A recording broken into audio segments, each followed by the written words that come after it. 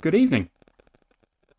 Good evening and welcome to the 8th episode of Deep Space Wine. I'm Kat, a happy-go-lucky old thing who is watching Deep Space Nine for the very first time, and this is Tim, who has loved the show since it was first broadcast in the early 1990s.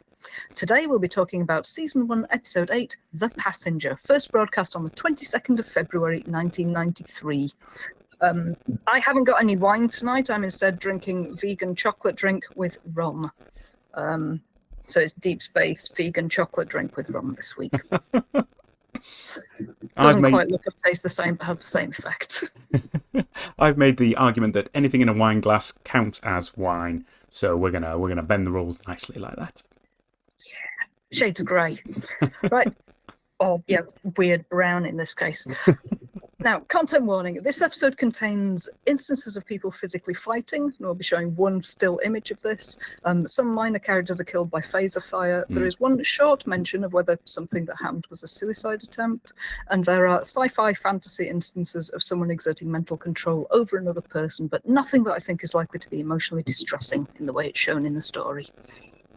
So, Tim, are you ready with a plot summary for us? I most certainly can. Thank you very much, Kat.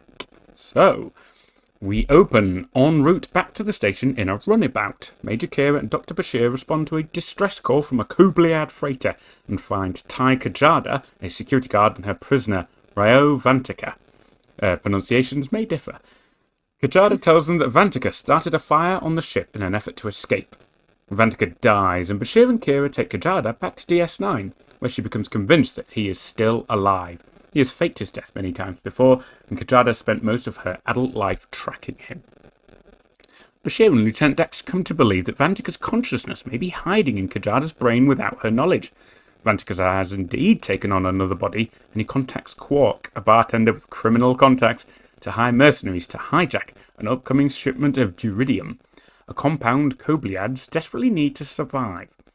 Later, when Quark meets with the mercenaries, they are interrupted as Kajada falls from the second floor of Quark's bar whilst eavesdropping on them. In the infirmary, Kajada reveals that the real Vantika pushed her. Dax finds a device under the dead Vantika's fingernails that he used to transfer his consciousness to someone else and tests Kajada for signs of the device's usage. Meanwhile, Quark and the mercenaries meet with the real Vantika in the body of Bashir. One step ahead of the crew's investigation, Vantika and the mercenaries manage to gain control of the freighter carrying the Uridium. The station traps the freighter in a tractor beam, but Vantika threatens to destroy the freighter along with Bashir's body.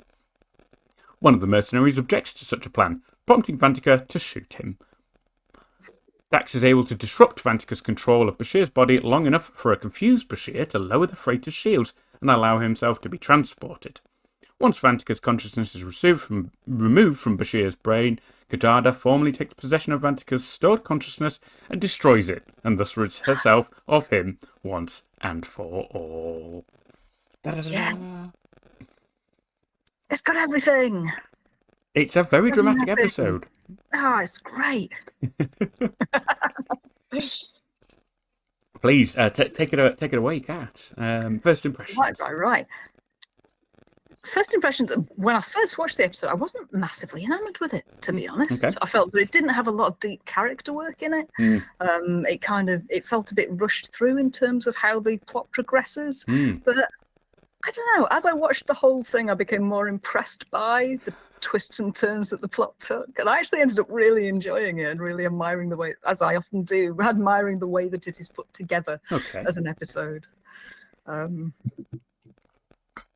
Good. Okay. No, I'm glad. My impressions are different. I came away from The Passenger, having seen it now a few times, less than impressed. We will get into this as we go through the episode. We'll, go through the scenes we like and the actions and character interactions we enjoy, and hopefully I'll be able to discuss what I didn't like, and Kat can tell me what they did like. And somewhere in the middle, we'll meet, I trust. Oh no! Today you're dressed as a goth and I'm dressed as a rainbow.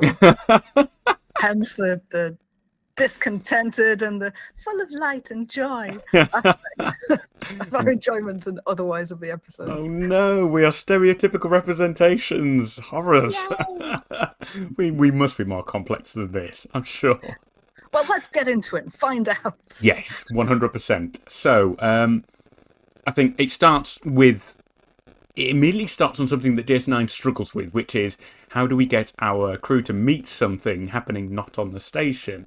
So there's some convoluted reason that Kira and Bashir, who I don't think have really spent a lot of one-on-one time, are just on a ship coming back from somewhere, and they have just the strangest conversation that kind of harkens back to the Bashir we knew of the pilot and his date at the Replimat, just the wunderkind Doctor Emeritus, and there's that line, tricorder's good with living people, not so good with dead people. We learned that in our first year of medical school, and I thought, I don't know what that means. What are you talking about? Well, they're talking about the fact that, let's see, they've been counting some technical issues prior to the episode beginning. Bashir managed to diagnose a problem in a body that was assumed to be dead. Yeah. Which was not actually yet dead, and hence that thrown in line, which had never apparently been a problem before. Tricorders are bad on dead bodies, good on living ones. But I liked that, because the scene opens with Bashir showing off. Yes. Kira's saying that she was shocked that it was the case that the person was still alive. Yes. And Bashir said, yes, well, that's the thing about tricorders. You see, we learned that in our first year of medical school. But then he goes on to say something along the lines of, but no one else would have thought to have searched the scapula for the problem. Really, I have a gift. So you've got that line, tricorders are bad at detecting things in dead bodies, thrown in the guise of Bashir showing off about something. So the audience's attention is in, oh my God, Bashir's being an arse again. Oh, what a knob. 100%. And actually, it's plot device that's being thrown in very early on under the guise of character work. Okay. Which I quite liked. I also liked that Kira responds to him by saying, oh, yes. Well, yes, she's very impressed, but she responds, and well, you should have been. I impressed myself on that one, actually. I just have a talent, I suppose, a vision that sees past the obvious, around the mundane, right to the target. I've written down basically his house MD, but without the likableness. Kira says, I feel privileged to be in your presence. And he replies, glad to have you along, not picking up the irony in her voice at all. She says, did anyone ever tell you that you're... And then is interrupted by the distress signal. Oh, my God. Excellent recounting of the lines as well. Thank you, Kat. I write them down when I enjoy them. Yeah, as you should. I did like that little scene. It is a bit nonsensical in terms of they're talking about stuff that we never get to see, but it brings them in as the arrogant asshat and the woman who's having to put up with him. Yes, absolutely. I do see that, and it works in a kind of sitcom way. I see that, but for me, I don't know. I was kind of waiting for a little bit of development on Bashir, to move a bit beyond this, and obviously that doesn't happen.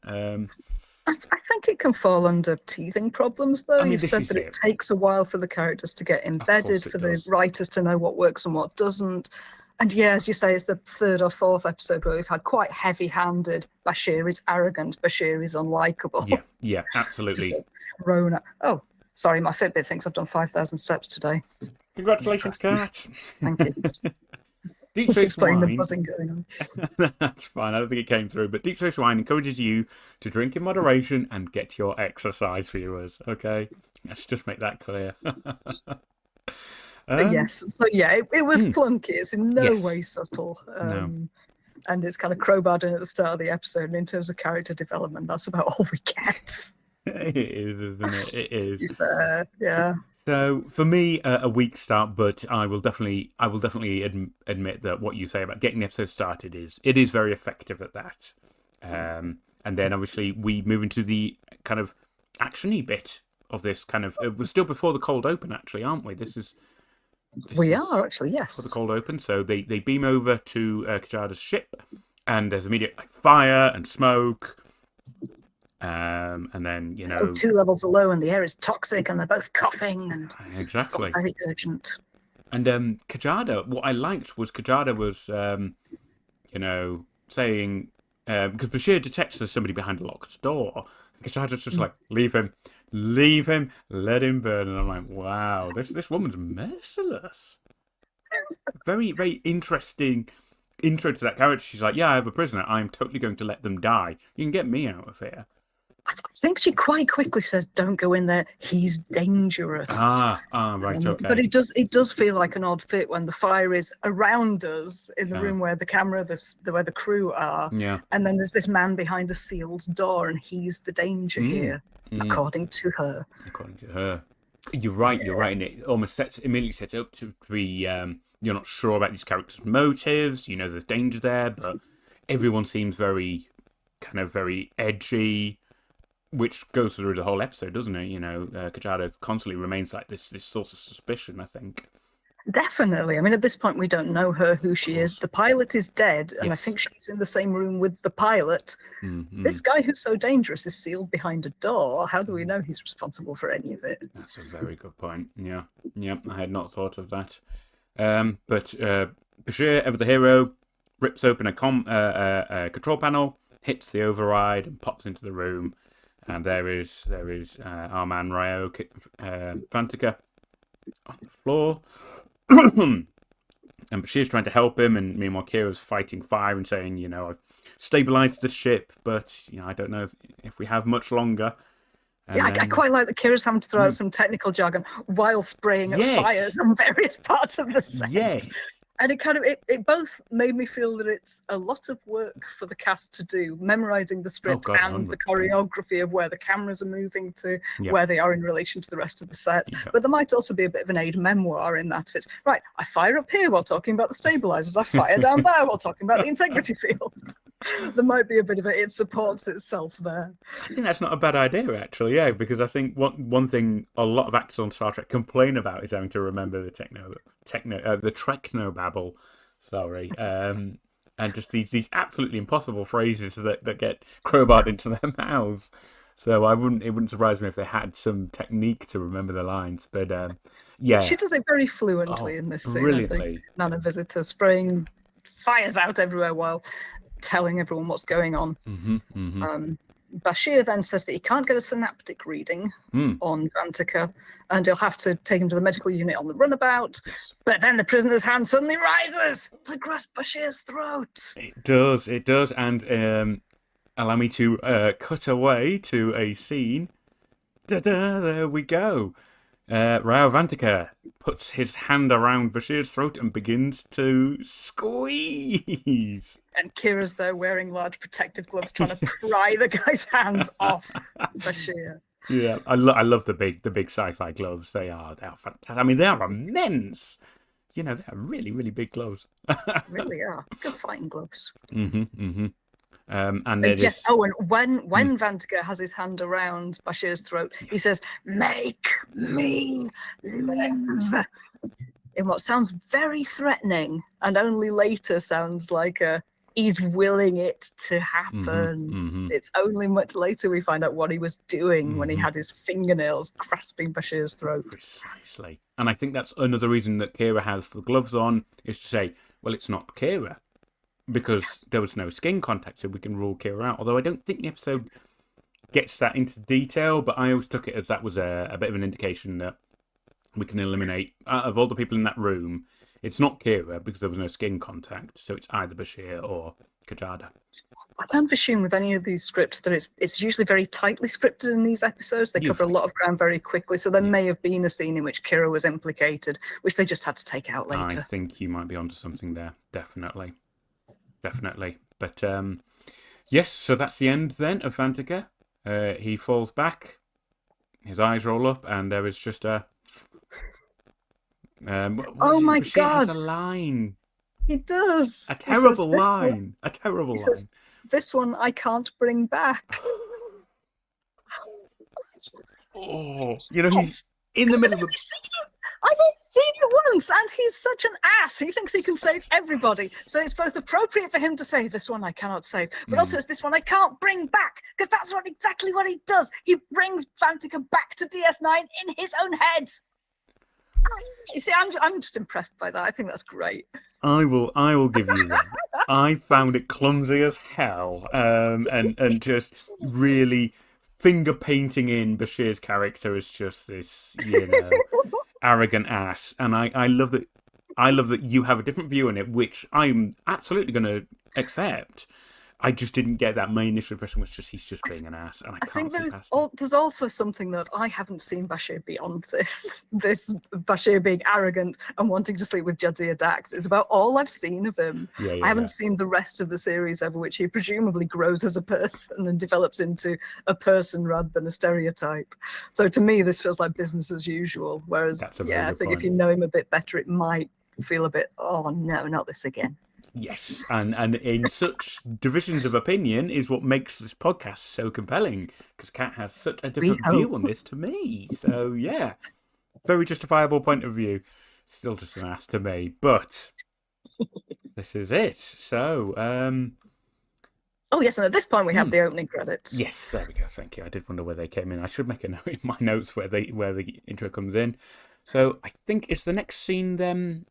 Bashir and Kajada in the mall?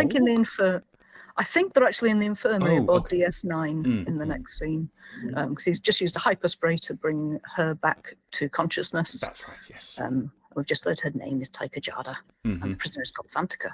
And right. when Bashir tells her that Vantika is dead, she asks, is he certain? Where's his body? Bashir says that they have it in stasis. I don't know why they've got a dead body in stasis.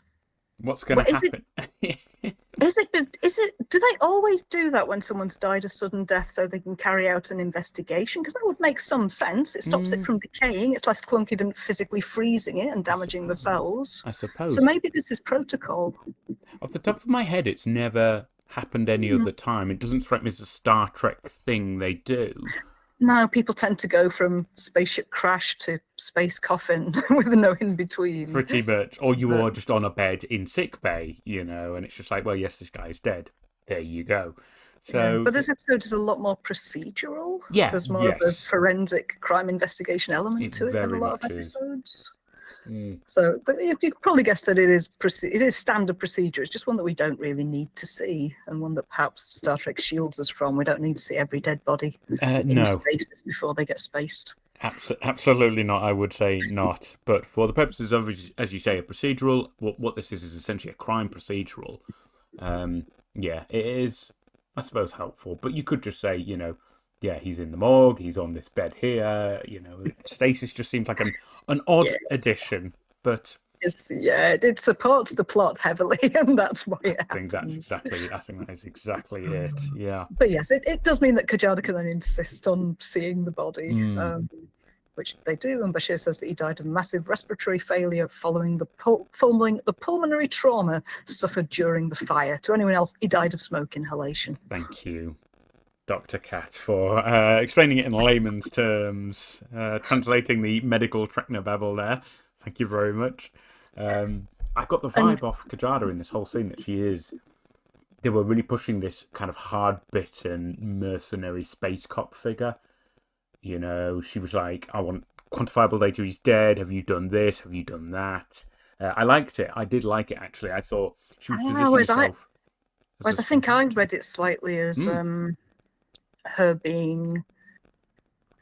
having gone a little over the edge. It feels so extreme, this insistence. She's seen the dead body. She knows that she must know that it's him. And still she's saying, no, have you run a DNA check? Have you done a retinal scan? Have you checked the brain? She wants to do every single possible check to make sure that this guy is actually dead. Yeah. And she says that he's faked his death more times than she can tell, Bashir. And the last time someone thought he was dead, they didn't live to regret the mistake.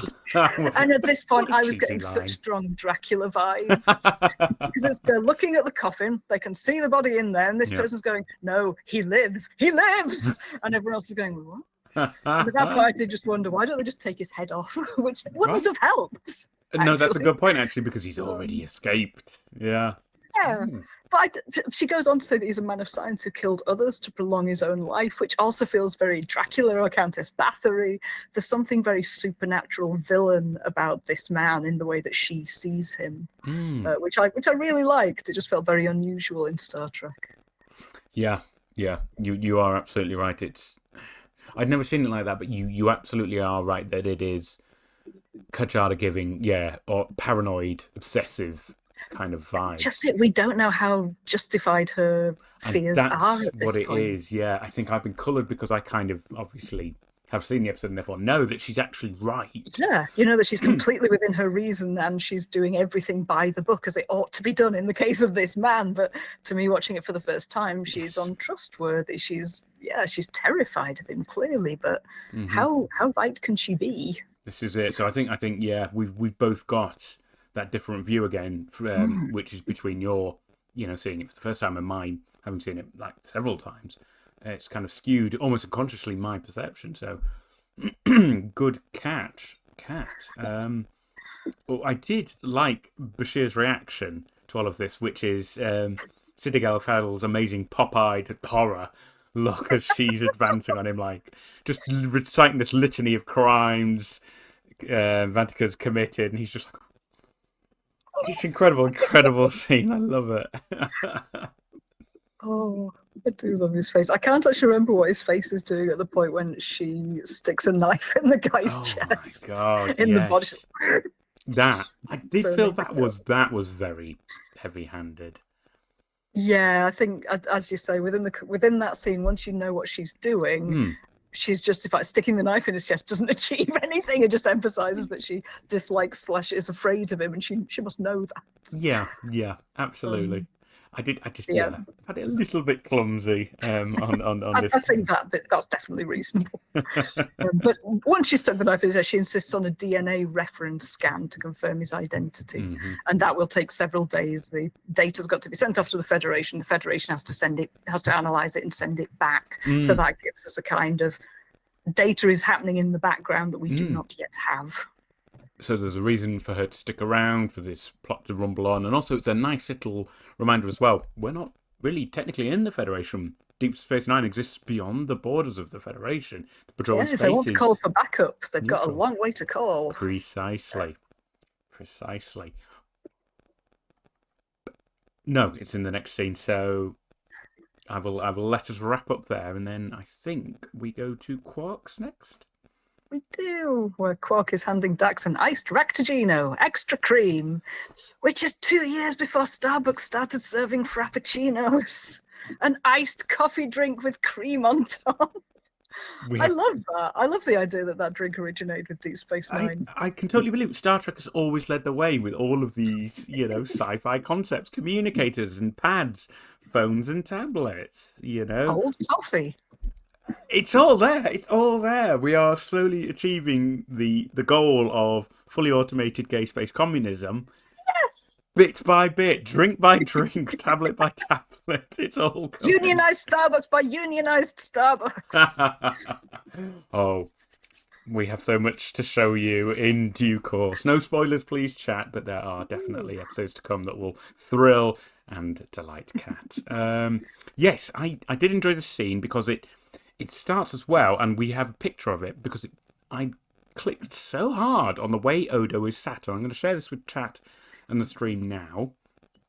Here it is. And Odo, obviously, as we know, is a very inflexible, not completely humanoid person. But even then, he must know that he is sat in the least comfortable manner I've ever seen a humanoid sit.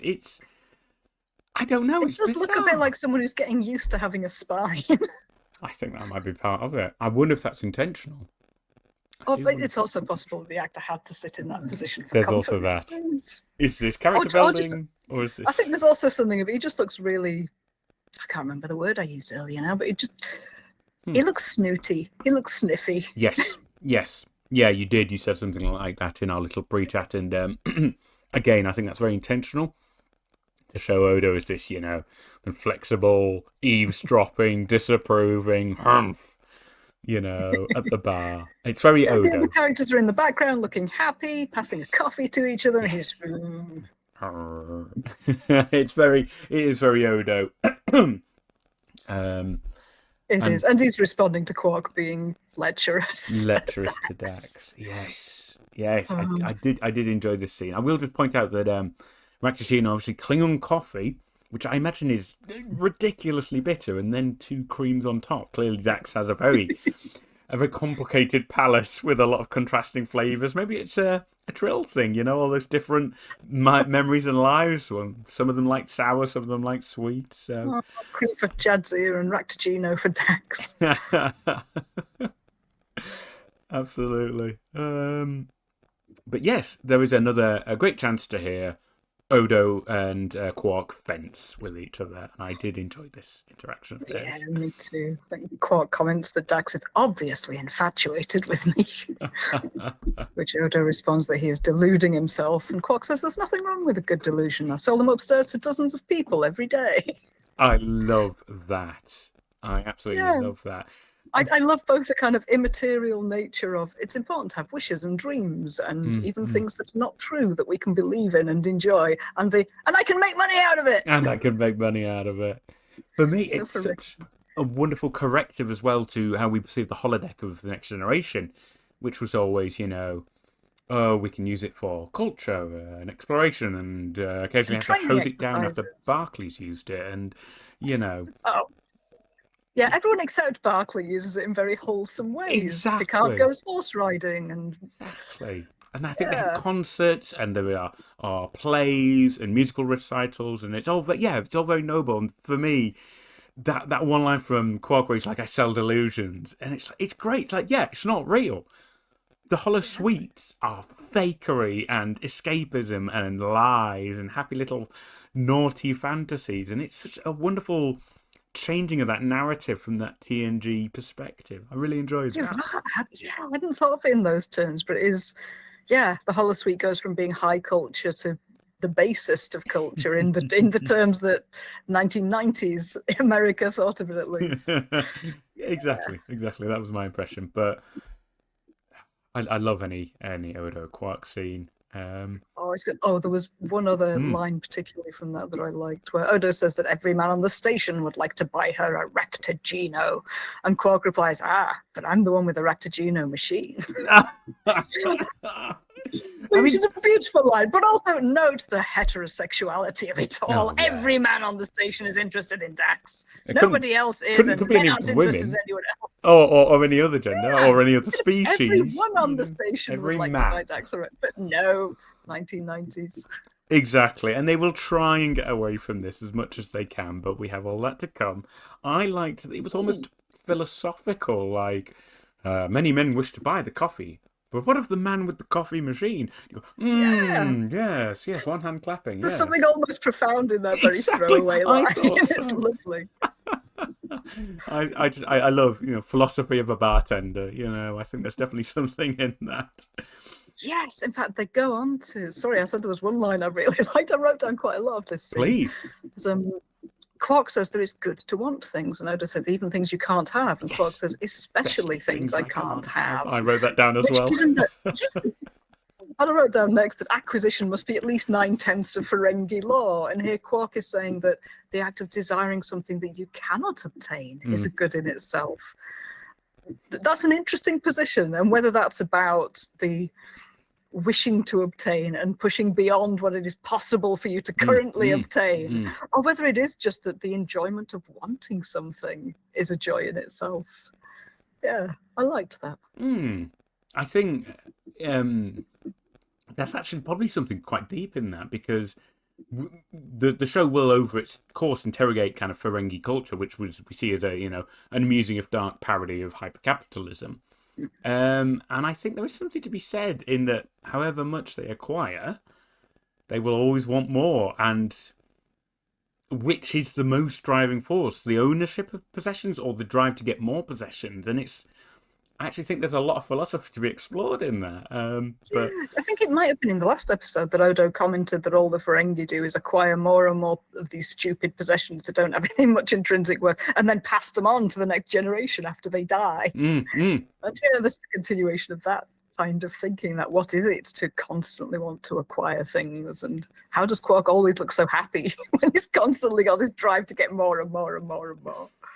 I think there's a whole other episode in that of analysing Ferengi philosophy, and there will be more episodes in future focusing on the Ferengi. So we will have to parcel it out as it comes along, so we can develop our attitude of it.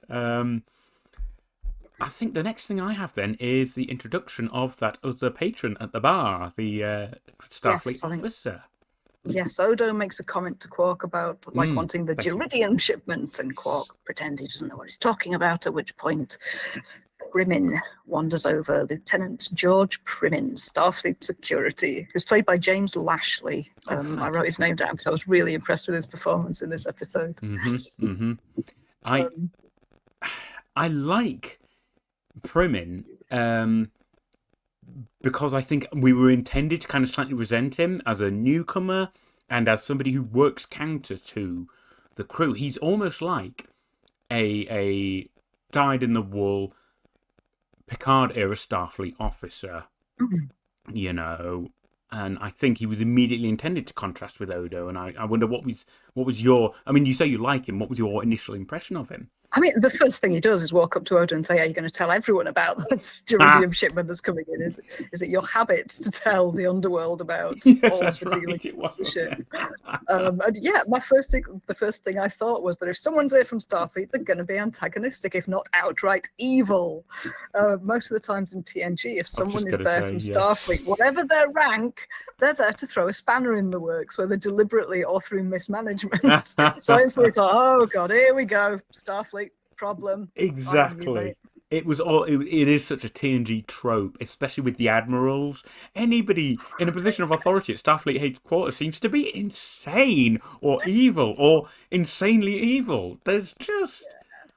It's astonishing. So I'm glad that, yes, you thought that as well. I think that was probably intentional, actually, when they introduced Primin. I think it must be, because the first thing he does is criticize one of the characters that we like, who then remonstrates with him and agrees to meet him later in his office to discuss it further. And I think it's toyed with throughout the episode. 100%, yeah. What kind of person is Primin and what is he here to do? Well, he had a bad impression on me because according to my notes, I wrote him as a pencil-necked desk jockey from HQ. So I was apparently not massively taken with him initially.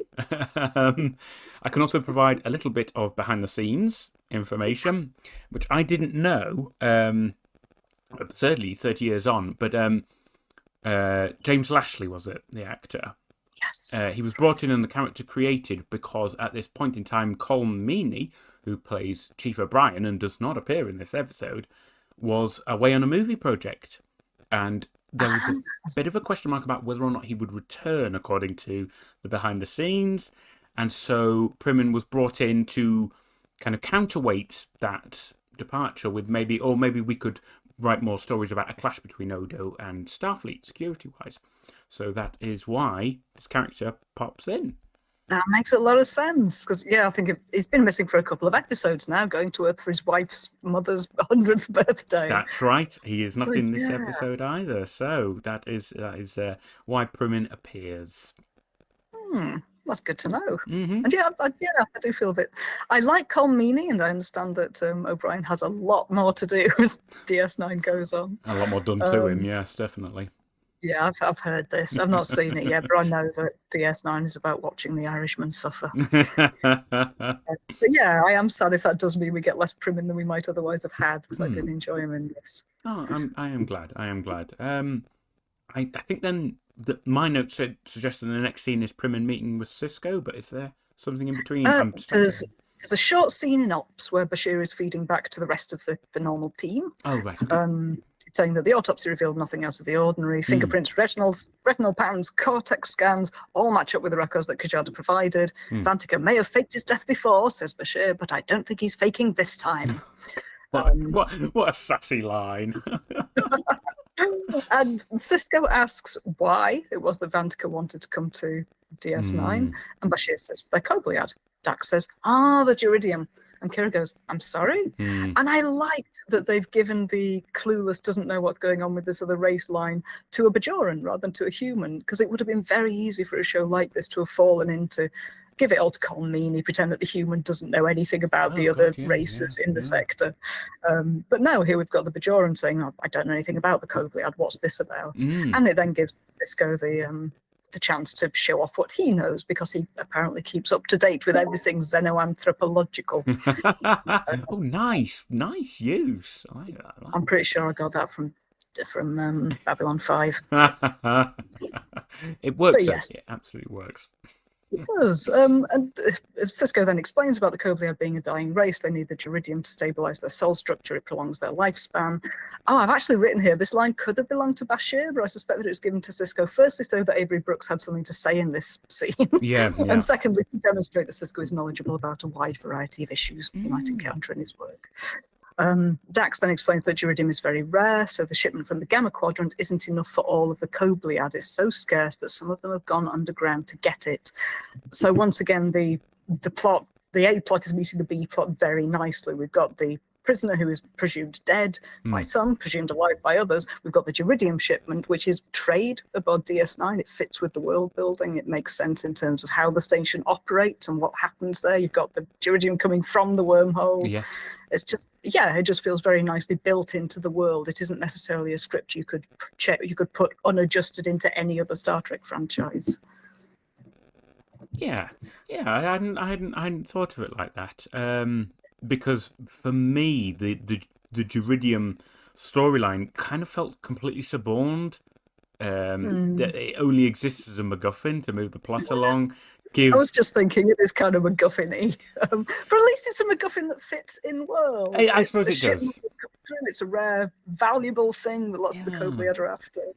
But for me, I bumped a bit on the fact that, like, technically the wormhole's only been open like a few months. How is it that they've already gotten over there, found this rare substance on the other side of the galaxy, mined it, and shipped it back?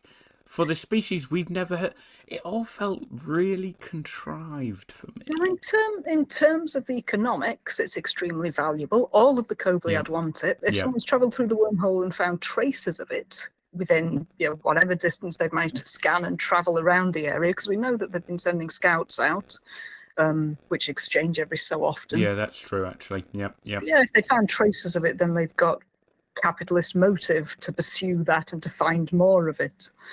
So I thought it felt fairly reasonable. Plus, Terok Nor used to be a mining station. That's true. So having mining deposits brought to it for trade feels fitting, I think.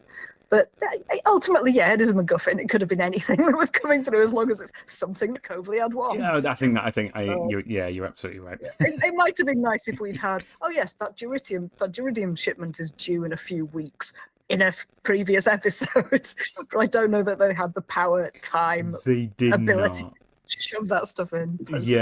They did not. I can't even remember what it was I was watching, but another YouTuber mentioned about how serialized programming, especially Star Trek, was in its infancy. I mean, DS9 is one of the first shows to start introducing serialized programming because, they were still operating on this understanding that audiences would need to be familiar with what they were seeing the moment they tuned in. Oh, this is a Star Trek story about body swapping, or a murder mystery, or this or that. And to an extent it does that. You've got this doctor is arrogant and fancies all the women. This person is very hard-boiled and Bajoran from the planet below. They introduce those themes frequently at the moment. So they do still have the mind frame, I think, of that hard reset idea. But already there is a willingness to go beyond that and to develop, and we've seen the station becoming more orderly. There's there isn't rubble all over the place. They've tidied up that finally. I don't know. I think that the development of trade feels like part of that progression here. I think that's a fair observation, definitely. Okay, so is this the bit when? Isn't there a bit more chafing between... My notes are terrible this week. I'm really sorry, everyone. Is there a bit more chafing between Primin and Odo in this meeting? Or not in this meeting, because Odo isn't present. That's right, yes. Primin arrives. Cisco invites him into his office to update him on some important security matters. Kira says, I'll call Odo in. That's right. And Primin says, no need. I'll update him on anything he needs to know.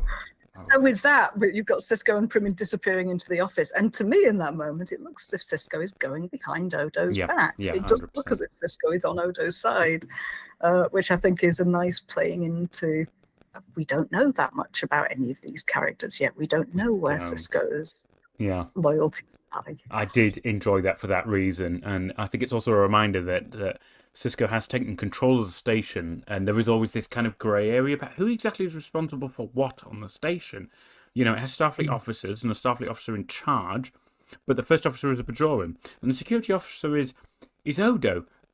Whose authority applies where? And I imagine that same question is probably getting asked of Cisco, like his bosses at Starfleet Command are like, so your security chief isn't part of Starfleet. How does that work? Because you're a Starfleet officer, it's a Starfleet facility, and you get the feeling that they are uncomfortable, which is why people like Primin turn up to be like, we need one of our guys in the yellow tops, you know, to just be, we need a Worf. We need a Worf there, you know. So I think that's what they were implying with this whole thing. I think they were, and I actually really enjoyed it when Cisco turns around and says that Odo, when he told Quark about the Iridium shipment, he was probably making sure that Quark knows that we know that he knows. I did enjoy that line. I think Primin melts a little bit at that. He laughs and says, it's not the way they taught us at the academy, is it, sir? If you want my opinion, and Cisco interrupts him, say, actually, I don't. You and I are guests of the Bajorans, Lieutenant. You don't have to forget what you learned at the academy. You just don't throw it in anyone's face here.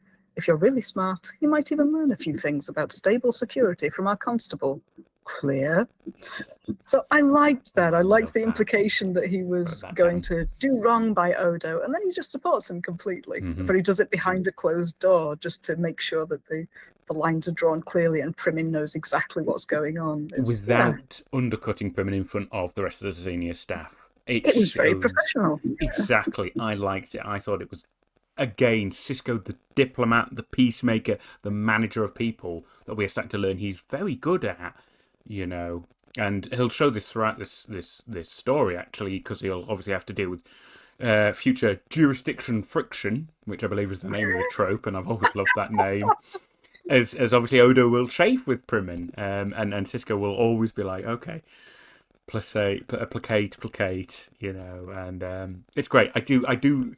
He's in this so little, and yet every scene, every book, I think, with one exception, which we'll get to at the end, I think every book is fantastic. With the bare minimum of material he has in this episode, so I really liked it, and I wrote down the same thing about it's not what they told us at the academy, and he's just like, kid, you're a long way from the academy. And it's again, it's another corrective. This ain't TNG. We aren't just Starfleet riding to the rescue. This isn't the Enterprise. This is not a starship. This is a star base outside the Federation. And we are guests of another culture. We will follow their rules. We will honour their culture. Yeah, culturally, even the commander here is saying, no, we're going to be integrative. We're not going to impose Federation law on them. Whereas in TNG, I think it would often be one of the lower down staff members who would go against protocol, who would do what they were told not to do, so as to help the poor people living on a planet that was being evacuated for the sake of the Cardassians or whatever was going on that week. And the captain, Picard, would always have to be in favour of whatever the Federation wanted. Whereas here, Cisco isn't necessarily going to do that. Which, it's exciting. It is, and I'm glad you like that difference as well. I love that you have watched TNG and can immediately contrast them as well, because I do think that colours a lot, especially of early DS9, because they were trying to get out from under the shadow. If I'm right, there was 2 more seasons of TNG running. So there will be season 6 of TNG with season 1 of DS9 and season 7 of TNG with season 2 of DS9. So it's always going to be fighting to get out from under that shadow. So I think it's helpful to always contrast the 2 shows there. Great. I'm going to let you lead us on to the next scene because I no longer trust my notes. So what do you have for next, please? After that, Cisco just catches Primin up on the possible Kobliad plot and advises him to talk to Kajada. And the next scene is Primin and Odo in Odo's office. Brilliant. And I really liked Primin in this scene. He came across as being a very decent person. He apologised to Odo for getting off on the wrong foot. He says, listen, I know this is your bailiwick, which I just went, you what? I love the word bailiwick. I made a note. It's more commonly used in the US in legal and organisational context, because I just don't hear it here. It sounds so old-fashioned. But it's intended to mean something along the lines of, it's your wheelhouse, but with an element of control. It's your sphere. You are in control here, not me. I loved it. I made a note of it because it is such an unusual thing to hear, especially for us as Britishers. But I loved it because it's especially, we're about 600 or 700 years old at this point, so it's a very odd thing to see surface. But you've got to think. Yeah, I feel like a weird term, but I wonder whether it is part of him just putting Odo at ease by using what is a familiar term to most of the viewing audience. I would say so, 100%, 100%. And I can imagine that is the kind of thing that does stay in law enforcement language. Because I imagine that's just going to stay the same for the entirety of the universe. We're always going to have the same terms of reference for law enforcement, aren't we? And Primmin goes on to say that just because he's from Starfleet doesn't mean that he doesn't respect Odo's opinion, and he offers his hand, which Odo takes and shakes. And so it looks here as if Primmin has taken Sisko's message to heart. Yes, that was mine. But because he's from the Federation, I really distrusted it at this point. And I was thinking, no, he's doing what Sisko has told him to do, but only on the surface. Yeah. Why is Primmin here if he isn't here to cause problems, just in terms of the narrative?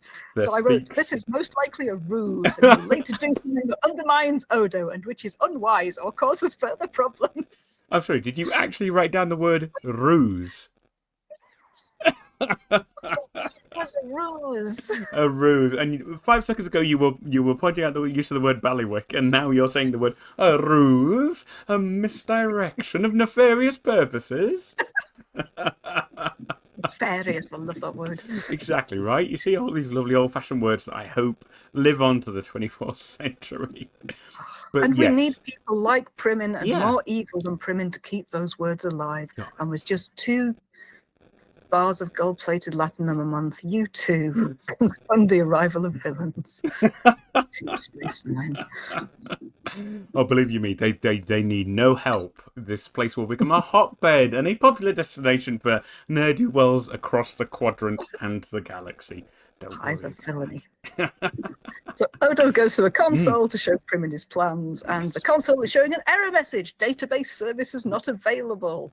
So Odo calls up to Ops, Kira answers, and it turns out everything in the computer's active memory has been accessed and purged. And I've written down, that's exactly how I feel when I have brain fog. Oh. None of the information is immediately there to be grasped. Please wait for a recovery process. But Odo says that's impossible. Kajada walks in at that moment. Very good timing, and says, oh, it's possible. Vantka did the exact same thing on Rigel 7. Rigel 7 was in the very first episode of Star Trek. It's where Mike was when he was being shown a series of illusions. That's exactly right. Exactly right. And I don't know if it's world building or...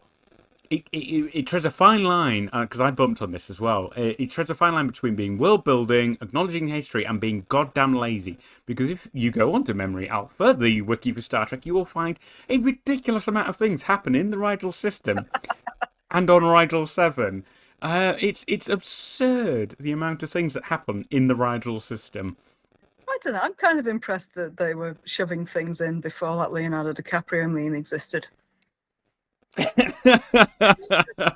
There's a reason that meme was given to us, because things like this exist so often. And I think it did make me smile. I laughed. I was quite delighted when Rigel 7 was brought up again. It's simple, but it is just such a, as you say, lazy, possibly, but also a really easy way to say all of this is happening in the same universe. All of this is one continuous history.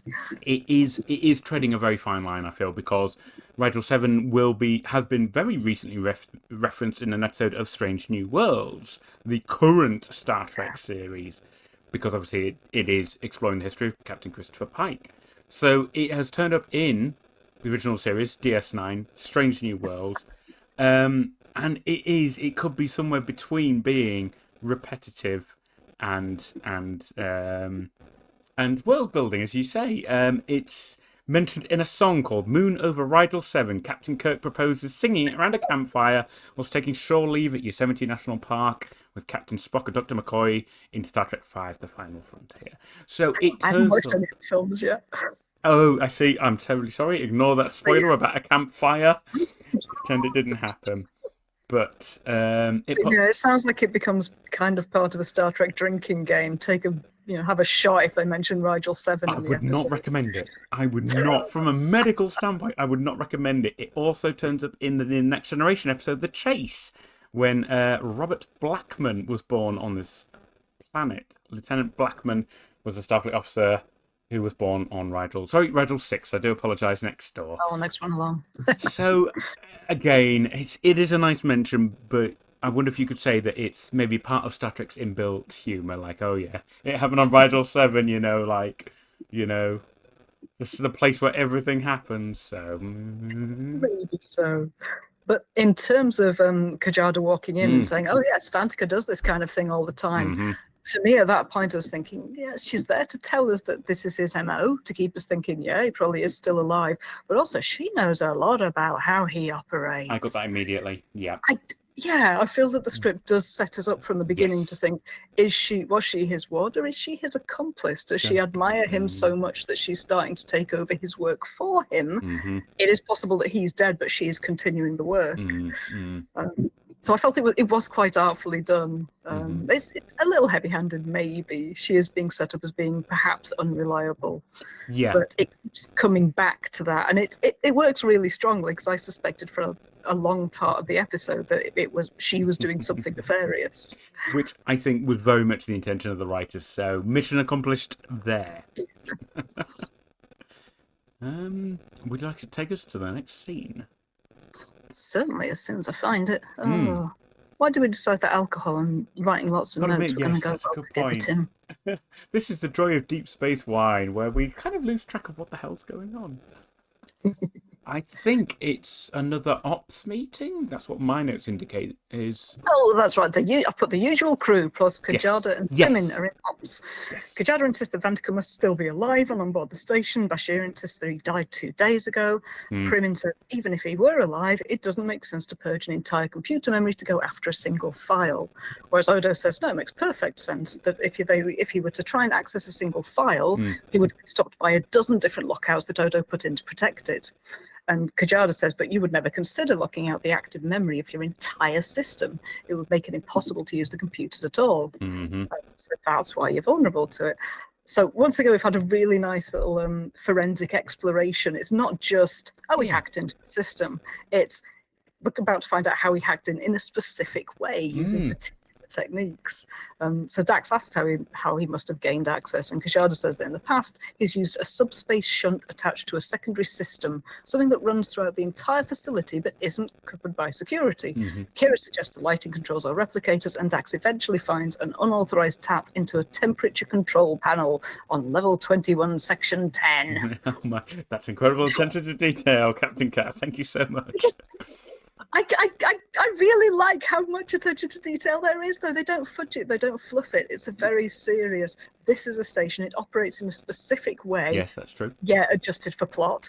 But it's always they work out exactly why it's happening. It's quite Sherlock Holmesian in that way. They rule things out, they work it out technically. It's never just what if this happened? And then they check and it's exactly what happened. They figure it out, and I appreciate the attention to detail that goes into doing that when they're trying to advance a plot quickly and when the cast have to suddenly memorize all of this technical information.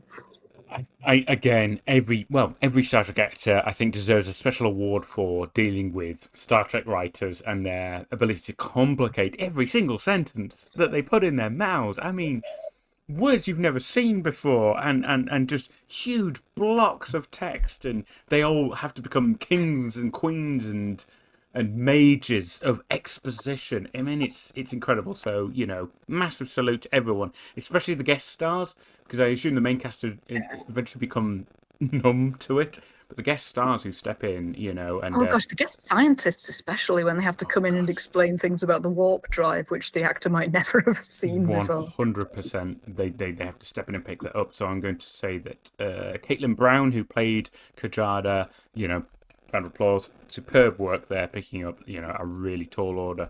And I did like in this scene when I think Sisko turns to her and says, all of the sabotage, are we meant to believe that this is Vantika's ghost? And she's like, don't patronize me, Commander. And I'm like, yeah, you know what? I get that Sisko was a bit exasperated and was like, this is ridiculous. You're asking me to believe that a dead man did all of this. And she's like, actually, you need to take this more seriously. I like the fact that she was asserting herself in the face of the commander of the facility and a lot of his crew. A lot of people basically arrayed against her who didn't believe her. And she's like, I've chased this guy for my entire life. I know his MO. I know how he operates. You need to take this more seriously. So I kind of like that it gave her a bit of agency at a time when the episode is, as you say, trying to paint her as a bit of a, well, actually, she's very assertive. She knows a lot. So it's right. It serves multiple purposes really well. It is nice that by the end of the episode, you know that throughout she has been completely right and completely justified in the ways she has acted. Yeah. But at this point, it's still ambiguous. But she's now indicating to Sisko, and perhaps to the audience as well, that no, I am in my right mind. You must take this seriously. You've got to act on this. Yeah, 100%. And yes, she did a very good job with the technical jargon, but she also did a good job of portraying a character who does remain ambiguous, very certain of herself, very deliberately giving a strong impression of herself to everyone around her. But had it ended with her as the villain, we wouldn't have been surprised. It looks as if it's heading in that direction. And she carries that very well throughout, I think. It does. I'm just going to quickly step out, actually, of the scene progression and ask you then, at any point, did you... Well, you've already mentioned that you were very suspicious of Primin, but were you suspicious of Primin with regards to the main plot? Did you think he may have been an agent? You were. Only at the point at which someone has gone to a shuttle, which is there's a shuttle about to join the ship. That's right. Primin is missing. Missing, yes. Nobody knows where Primin is at that point in the plot. I wrote in my notes, oh my God, is it Primin? Right, I'm jumping ahead then, forgive me, but I'm just thinking because the writers, I think, all of the behind-the-scenes discussion seemed to imply that the writers were pinning a lot of it on Primin, which I didn't get. I thought Primin was very much what he appeared to be, and that he was primarily a foil to Odo. It is a good question, actually, because so far from the Federation, if someone turns up saying, I am this person, this is what I'm doing, we know that shapeshifters exist. If they knew what his face looked like, that's not necessarily an indication that he is who he is.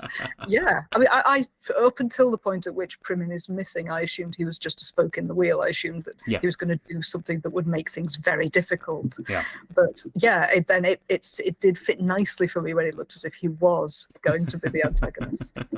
Excellent.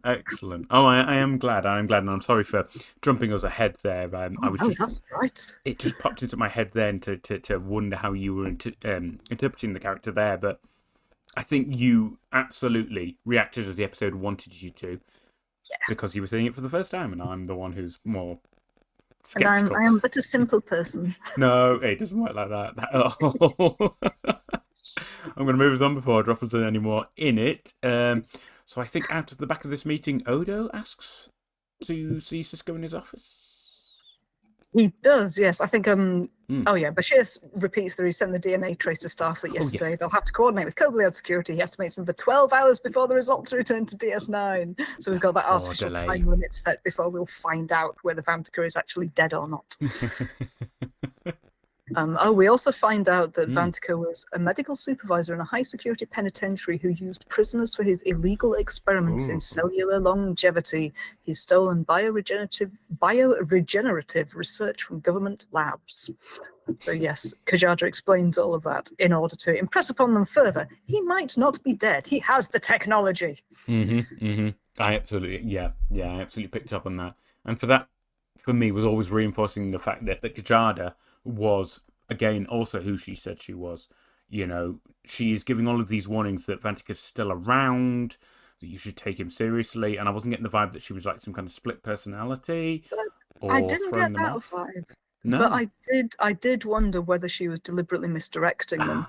Vantika, he's the problem. That's where it is. Keep an eye on him. Watch over his body. Run all of these tests. Don't pay attention to me. Walking around the station in the background doing who knows what. So I thought that might be what was going on. That she was pushing away at that narrative so strongly to cover up what was actually happening.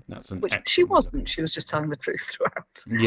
Yeah, absolutely. But a new viewer to this episode would absolutely see it that way. My God, good call. Yes, very much. Yes, Odo has asked for a word with Sisko, and Odo tenders his resignation. Sisko says he's overreacting. Odo says that Sisko asked Odo to stay in charge of security when Sisko took command of the station. Odo didn't ask him to keep his role. And Sisko says, "Constable, no one knows this station like you do." And Odo replied, "Oh yes, I've noticed that. Constable, very cute." And Sisko says it's an expression of affection. I believe Major Kira was the first. So that seems to suggest that Constable isn't a formal role or title. It's something they call him just as a nod to him being a policeman aboard the station.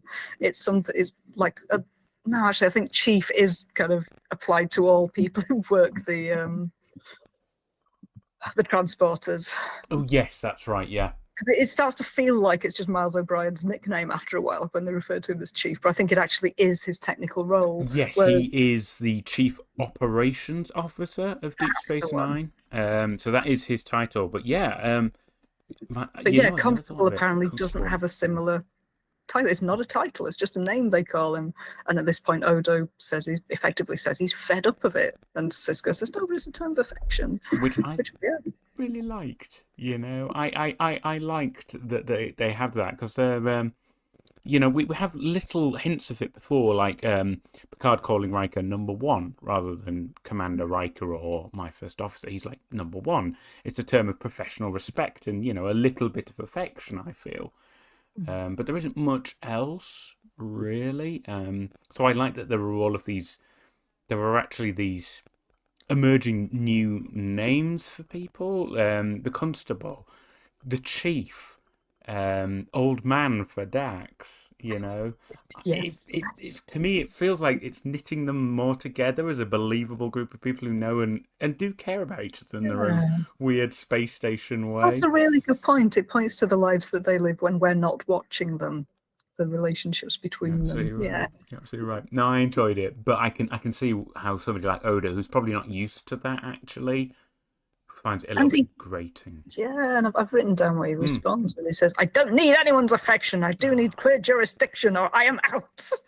Which I liked I don't need anyone's affection. It ties it back to a conversation he had earlier with Quark about wanting affection and wanting to be with someone, and Odo persistently saying he doesn't. He had that speech in a previous episode about not getting to watch the sport that you want to. Suddenly you're watching Klingon opera. Yeah, all you want to do is sit and watch a game.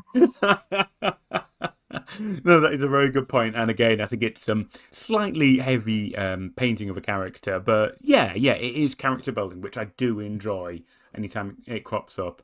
But I would also say that the I am tendering my resignation is another really kind of overdone Star Trek trope. I don't know how many times Worf has threatened to resign from the Enterprise and Picard's had to calm him down. And Sisko is doing very much the same here. As I said earlier, I wrote in my notes that I felt Odo was overreacting to the whole situation. Thank you. Same here. Very, very much so.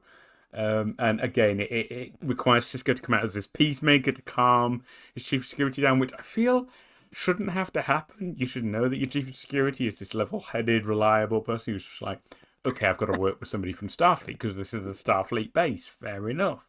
But no, it's Odo going, rah, I'm the copper here, not him. And it's just, it's a little bit grating, right? Yeah, he's kind of throwing his toys out of the pram because he said something he didn't like. Yeah. I'm glad it wasn't just me. But I did so Sisko gives him a whole speech about just kind of shoring him up, saying that I think he says, but you have to realize that Starfleet is not going to take command of a station in deep space without assigning some security to protect its interests. That's what I thought. I knew they'd said something about that complicated situation they have, where Sisko is like in control of a station that's sort of half split between the Federation and Bajor. So yeah, I think it's understandable that Sisko would raise that concern. But yeah, Odo is still being quite peevish. So he tells Sisko to tell Primin that they'll have to get along.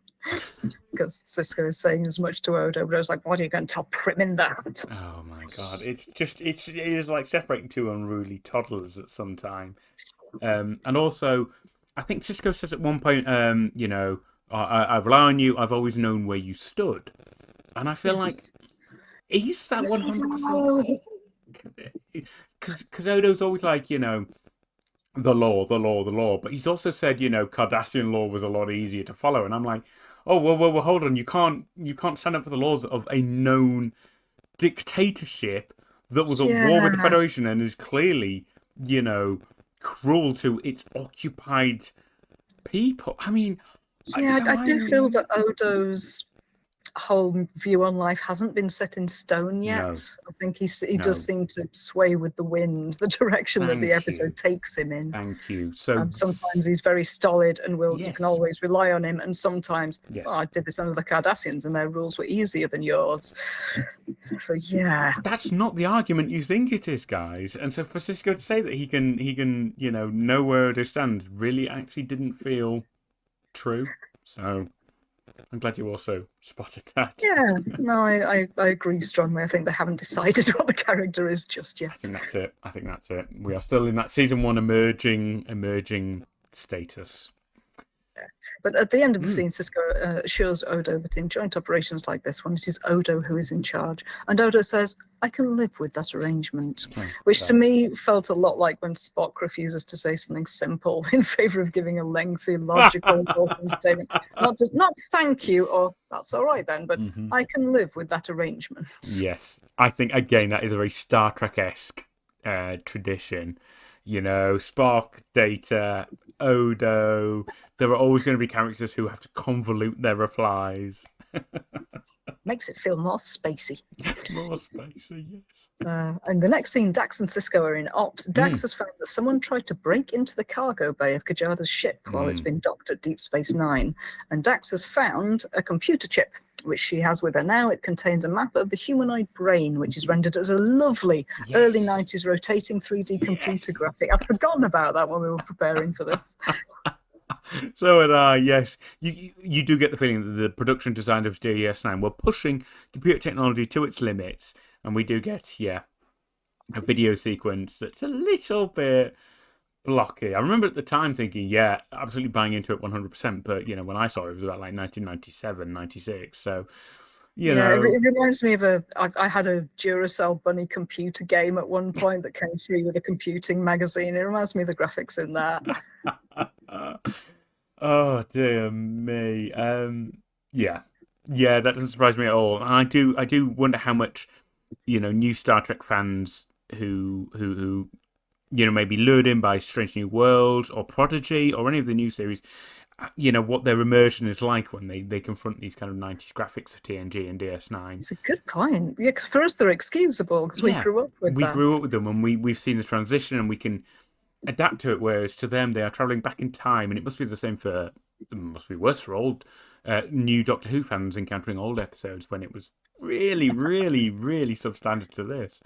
So, but that is not something we can comment on, I suppose, so we should remove it from this. Directive, isn't it? Just you encounter it at the place where you are, where you come from. Of course you do, and that is the point. Like trying to watch original Star Trek and trying to imagine that that's set in our future. Oh, what a dystopian, anti-feminist horror of a future to us now.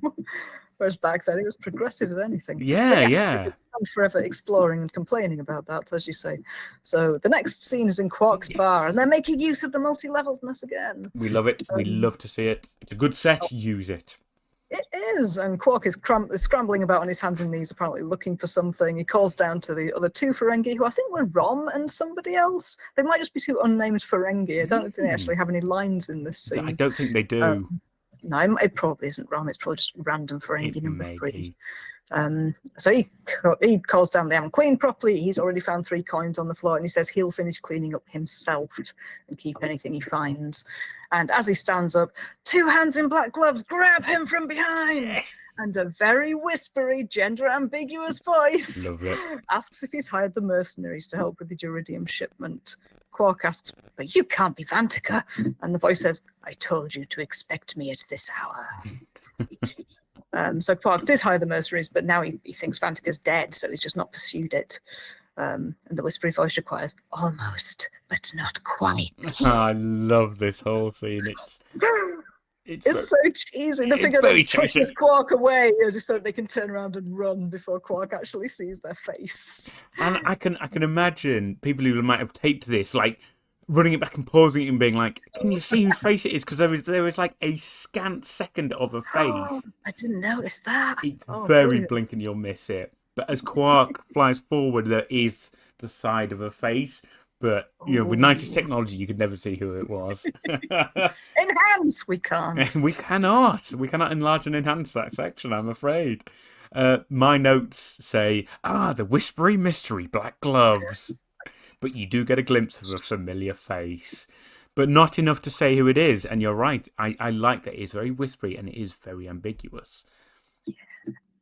And the next scene is Bashir and Kajada in the infirmary. Bashir tried to tell Kajada about the DNA results last night, but she didn't respond to the comm. Yes. Kajada says that she had trouble sleeping and she used an alpha-wave inducer to help her sleep last night, which at that point we're meant to be thinking, oh, we can't track her whereabouts at that point. We don't know what she was doing. She must be lying. She didn't sleep badly. She was creeping around, threatening Qua. And she also actually portrays it a little bit evasively, like, oh, I was, and it is, you do get that vibe immediately from her. She's been told to sell it that way, make it look as if we can't be sure whether or not you're telling the truth, make it look on the bounds of probability as if you're lying to us. 100% that is what it is. I want to give a nod to the indoor cat, who has pointed out that they also had the same experience of watching new Doctor Who, going back to watch old Doctor Who, and basically hitting a brick wall of, oh, wow, this is what it was like. Yeah, that is what it was like. Oh, my God. Yeah, when their future becomes our past, particularly, it gets... Yeah, it does. Yeah, difficult. But Bashir then does tell Kajad about the DNA results. There was no diploid variation, which I think we encountered in a previous episode where there was a clone. Yes, 100%. It's a nice little callback, and I made note of that as well. Yeah. So they know that the body isn't a clone because there isn't that diploid variation present. Positive identification, Rayo Vantica. Kajad replies that they must have overlooked something. And then Jadzia calls wanting medical advice, and I've put Bashir, obviously, sets off to see her. He does. Drop everything for Dax.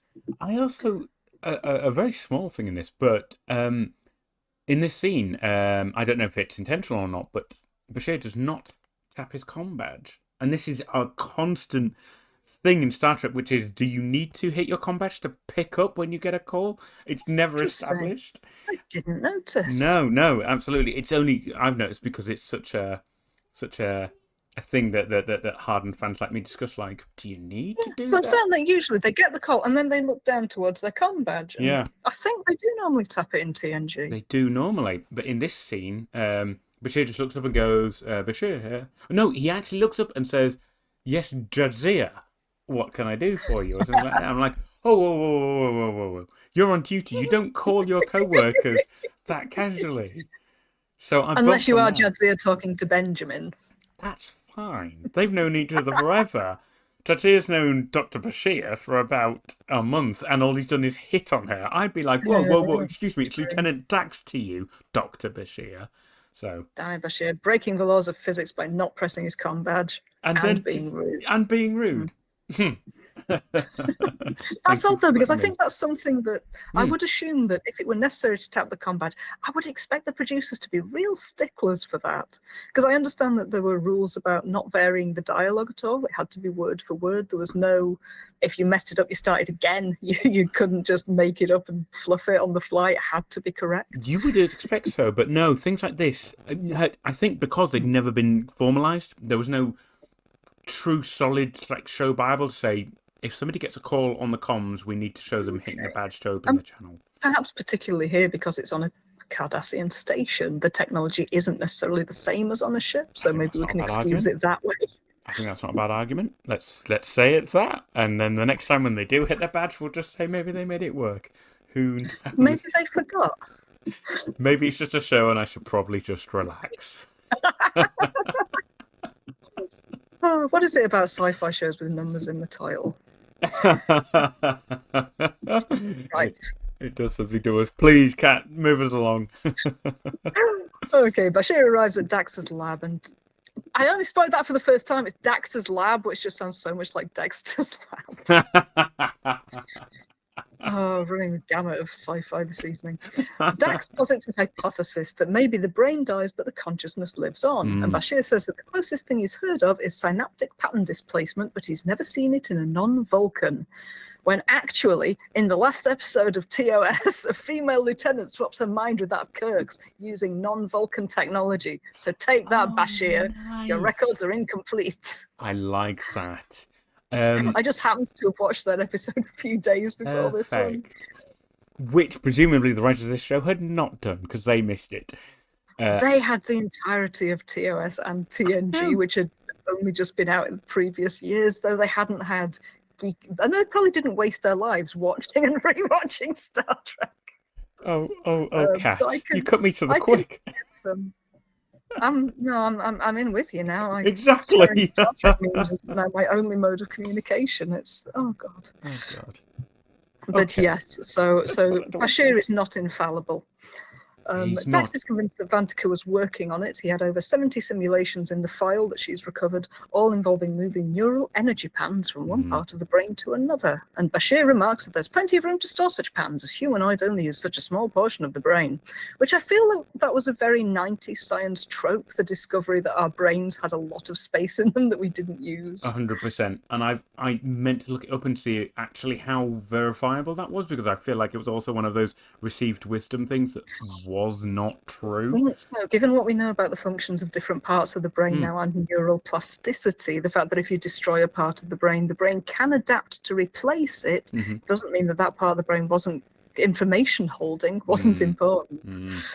So yeah, I don't know where science stands on that at the moment, but I assume that I kind of assume that it's been moved beyond at this point. So we will put that down as another symptom of that 90s writing. There we go, Nigel in the chat saying the 10% brain thing has been pretty much dismissed. Thank you, Nigel. I did suspect it probably had, which is a shame. I will just quickly nip back to the non-Vulcan transference thing. It is a reference to one of the Star Trek original series movies, which I will not spoil because Kat has not seen them, but it is supposed to be a nod to that. Oh, sweet. Thank you. I'll say no more about it and let you get to it in your own time. It's a difficult line that you tread, given that I've watched all of TNG.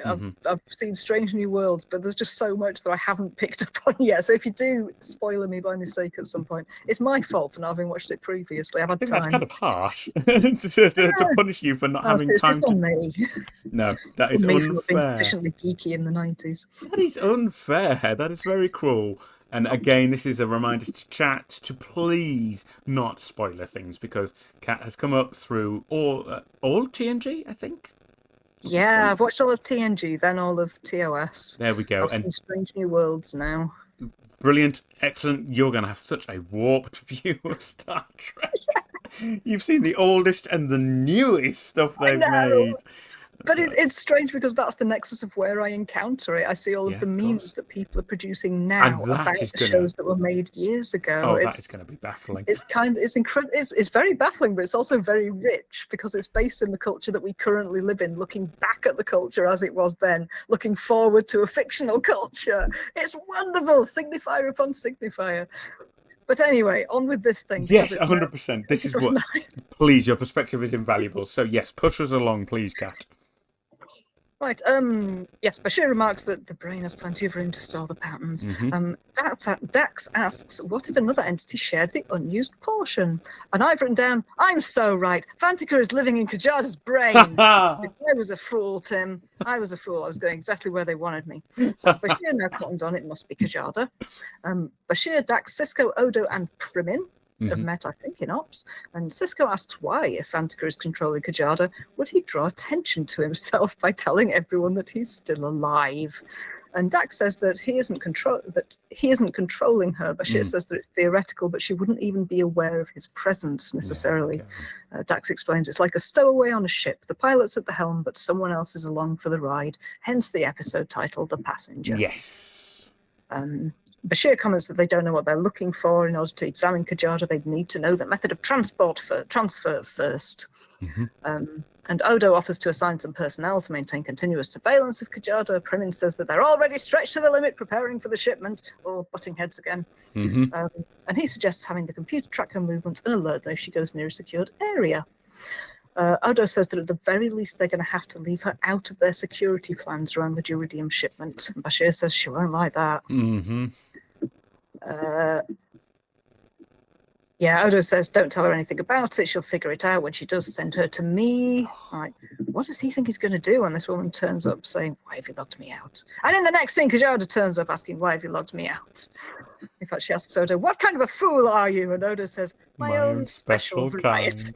I did enjoy that line, and he's got that wonderfully superior smile that Odo has when he thinks he's on top of everything and everybody's falling into place.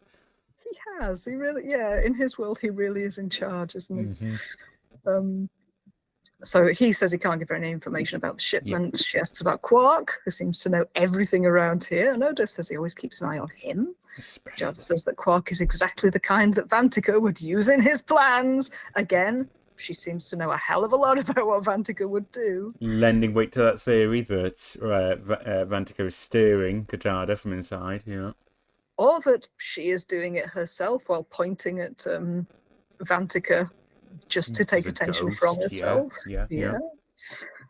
Oh yeah, in a shady corner of Quark's bar, Quark is talking to the three mercenaries. Kajada is watching them from up on the third floor, and Kajada then screams, and suddenly she's hanging from a balcony railing. Yeah. So she's fallen over the balcony, is gripping it, falling, standing there, hanging on above the floor, about to fall. And then she does lose her grip and falls to the floor. She's unconscious. And I've written down, did Vantika cause her to fall? But why? How the heck did she get on the wrong side of the railing otherwise? I still haven't worked it out. I'm so glad that is where your mind was going. And I love that you're sharing as you are discovering things in this episode, because that is how we should be viewing it.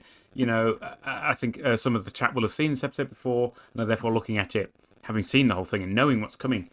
So you sharing as each scene occurs what your reaction is that is the amber we are looking for. Thank you.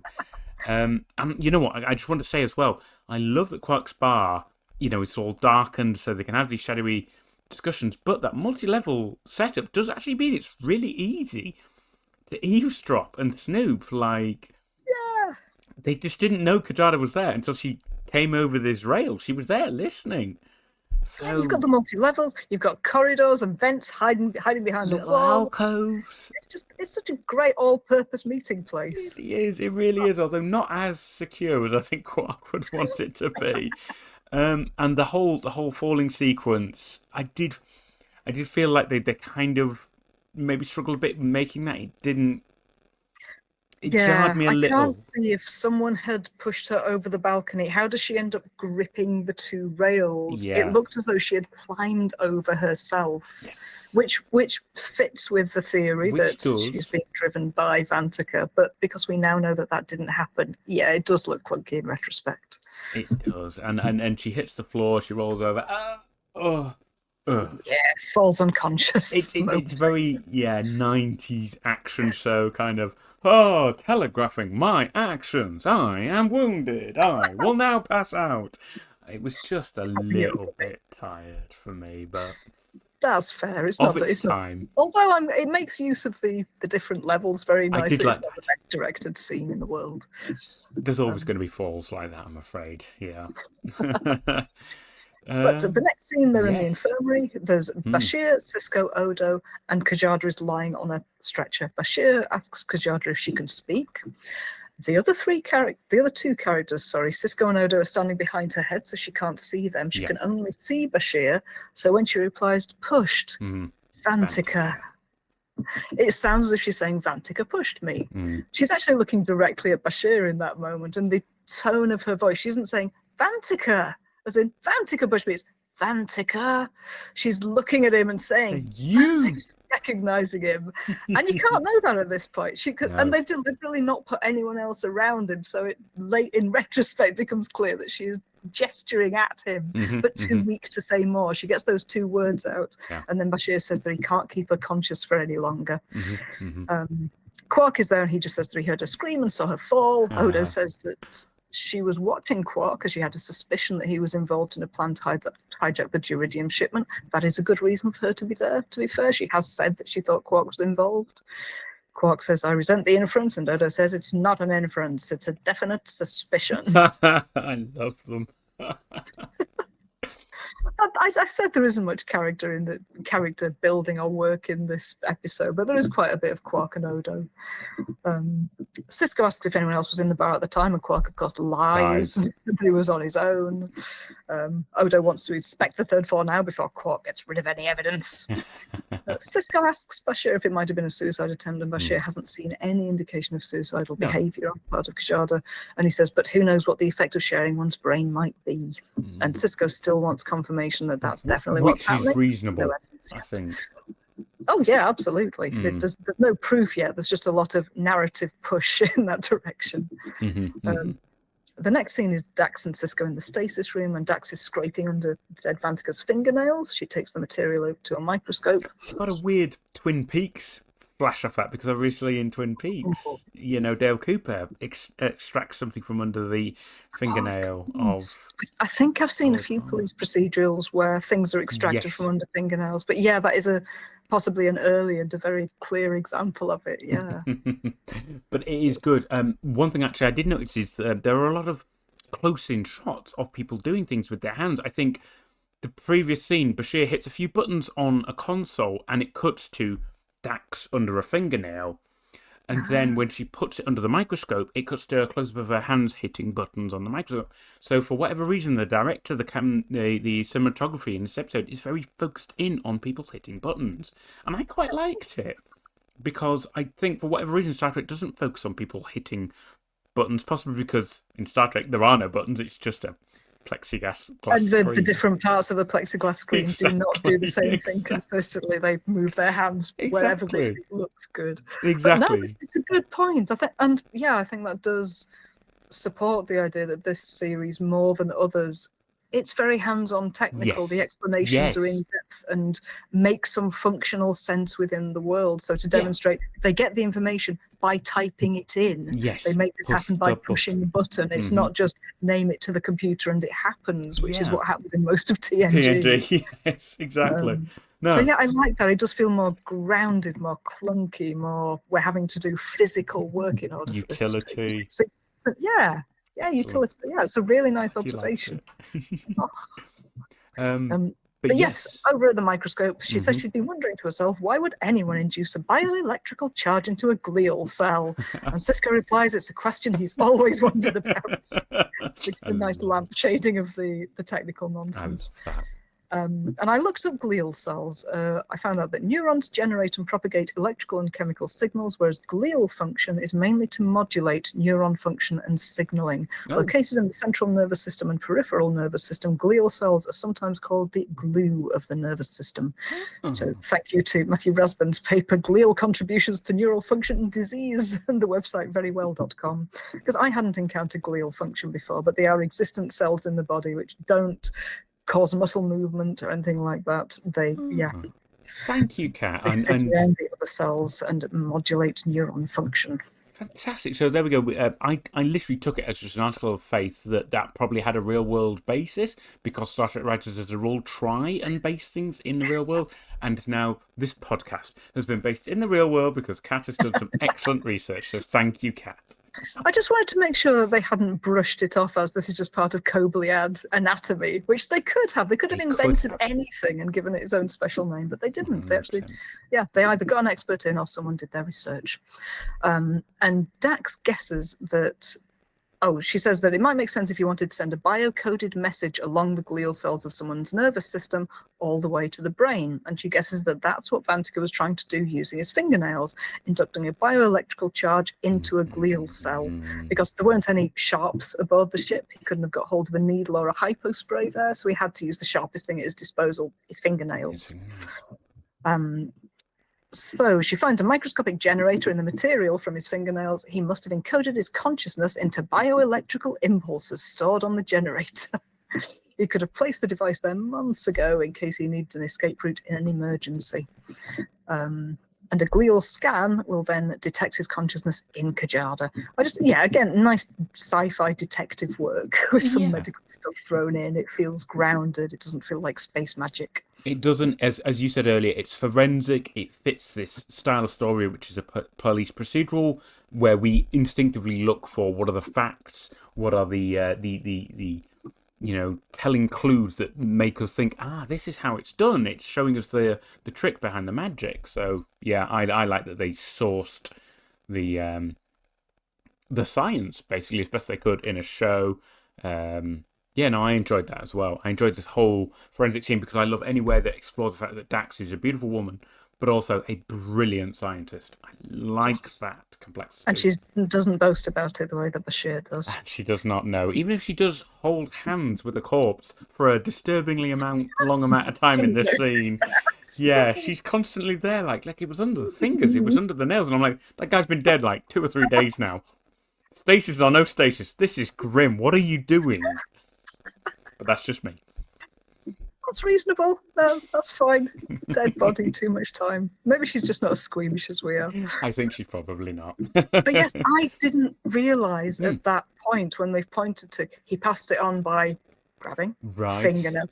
I didn't think back to, and who did he grab before he left the ship? So this was still conscious. Brilliant. So this is a surprise. And perhaps silly, because at that point I should have been thinking, well, who's he been able to grab? Because we saw him at one point before he was rendered unconscious and dead, and he didn't grab at Kajada. The only person he grabbed was Bashir, and I just didn't notice that. I think it was only today when I was looking back over my notes and thinking, oh, yeah. It's a testament to the writing of the episode. They've given you these red herrings. You think it's Kajada because she knows so much about the process, and she's throwing you, all of these clues that she knows so much. She must be behind it, or maybe it's the newcomer Primin because everybody in Starfleet uniform is at least 50% sus about being a. It's a crazy pretty nice traitor. Anti-murder mystery in who is the murderer still alive, rather than who's the person who's been doing the killing. Right. So yes, I was very impressed with that.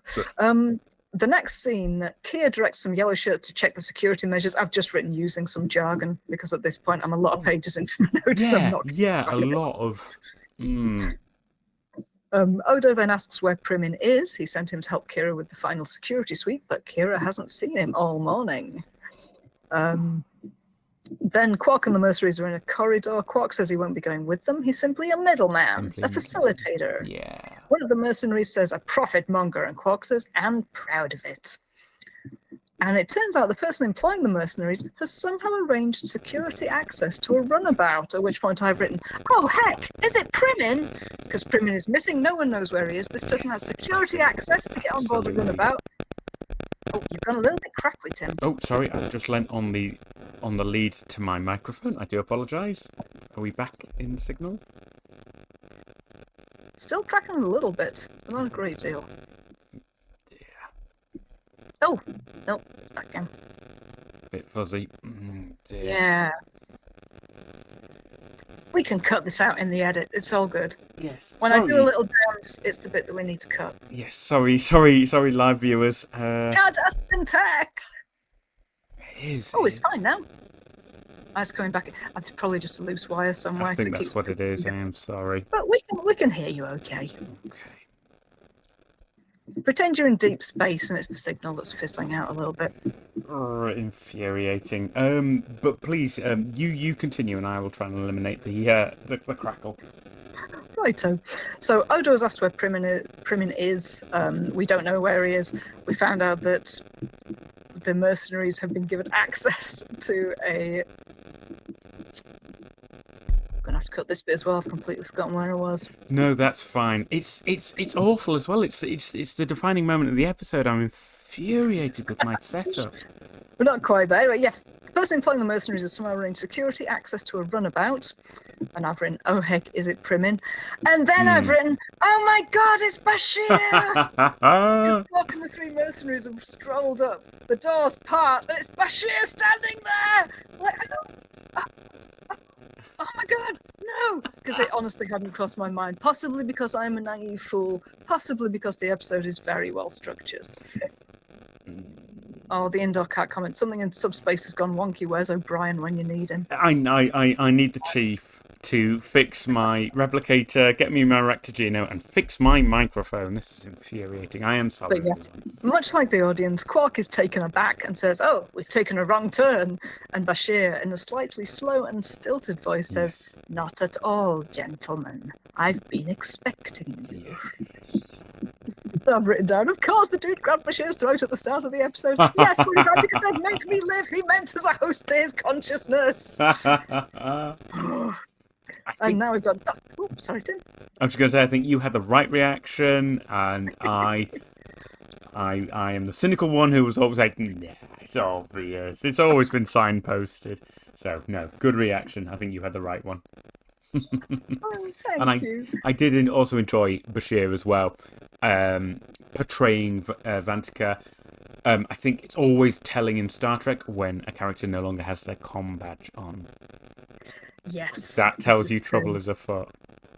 Yes, it's in the next scene where Dax goes looking for Julian and finds that his comm badge is sitting on a table somewhere in the infirmary. But yes, just speaking of Bashir's Vantika voice, or Alexander Siddig's Vantika voice, or Siddig al-Fadil, I think it's still Siddig al-Fadil at this point. He becomes Alexander Siddig in a future series. But I really enjoy his acting as Vantika. It isn't signposted in the episode at all. No one comments on it. But to me, it sounds as if it's the slow, deliberate voice of someone who is using a new body for the first time. Okay. He's developed some physical quirks that Bashir does not normally have. He frequently looks to one side, slightly looking very suspicious. But I feel that he did a really good job of embodying a different person when you're watching him being Vantika. He doesn't look as if he's acting as Bashir. He looks as if he's being something completely different. I felt it's just really nice acting. It's good fun, chewing the scenery a little bit. I'm glad you thought that, because I also kind of bumped on it a bit and found it a little bit too telegraphed. That he was trying too hard to be like, I am someone different now. I am not Bashir. I am someone else. You try inhabiting someone else's body and talking with a different set of teeth. You see how uncanny that feels, Tim. 100% you are right. And I also have some background information. In an interview, Alexander Siddig said he found this episode to be the hardest thing he'd ever have to do during the first 2 seasons. As well as, without doubt, his biggest failure, his own words. He said, it was right at the beginning of the series run. You had to do it in front of everybody you didn't know. I had appallingly poor notice with the script. I was given it the day before. You need to prepare for that sort of thing. So I think the show did Alex Siddig very badly and didn't give him time to be like, how do I portray somebody else but in my body? I thought he did a really nice job. So there you go. I need to find him and tell him. There you go. I think he will very much appreciate that. Because I think looking at this interview that is excerpted on Memory Alpha, the Star Trek Wiki, you know, the extract is that Alex found this very hard to do. And he did struggle as a new character, as an actor in a new role, suddenly having to portray somebody else. Yeah, I can imagine he did find it very difficult. So I found it a little bit clunky myself, but I'm less forgiving than you. A bit clunky, but I think it's much better than him attempting a foreign accent. Oh yeah, 100%. Various of the things he might have tried to do, which he resisted doing. I feel, particularly given that he was given short notice. Yes. I think he did a good job with what he was given, and I actually really like it. Excellent. So the next scene is Odo and Primin in Ops. Primin is now back in Ops. They know where he is again. He says that he's learned from Odo when he understood Vantika's MO in downloading the whole computer memory rather than attacking just one part of the system. Vantika will expect security's efforts to be focused on the docking bay. So Primin has been looking at the systems that he could use to shut down the defense array. Odo is impatient and says, I've done that twice already today. And Primin says that he didn't find anything either, but when he looked at the backup system, he found a glitch that he couldn't explain. And he tracked it back to the waste reclamation system, where nobody would ever think to look because, and I quote, it's considered non-essential. Yeah. How long is this station going to keep running if they're not reclaiming their waste, Guy? I'd say that's pretty damn essential. You're going to run out of oxygen and water in a very short while. How long can you expect people to go without using the bathroom? I know we're all in space, but damn it, we still need to go to forever. Right. So yeah, I also was like, I'm not sure that is a non-essential. I think they were probably struggling for a word that meant not immediately essential if someone is attacking the station. Yes, absolutely, and something that the viewers could also, everybody knows what voice reclamation means, and nobody would think, you know, on a space station, it's going to be that important. You have to get shields, weapons, communications, all those things. So fair enough, fair enough. But yes, and he found a small device, a subspace crossover shunt, just like the one found in the temperature control, and it was set to feed back into the primary control and the primary command and control functions. So Odo exclaims that it would have shut us down for close to an hour, and Primin adds, yes, long enough for him to grab that freighter and warp it to who knows where. So I've written, good job, Primin. It's just nice. It's a really sweet scene where the rookie cop has come in and said, no, I learned from you, sir. Exactly. I did this because you recommended it. Exactly. And he's lovely. At that moment, he is completely on side with Odo. Odo is impressed with him.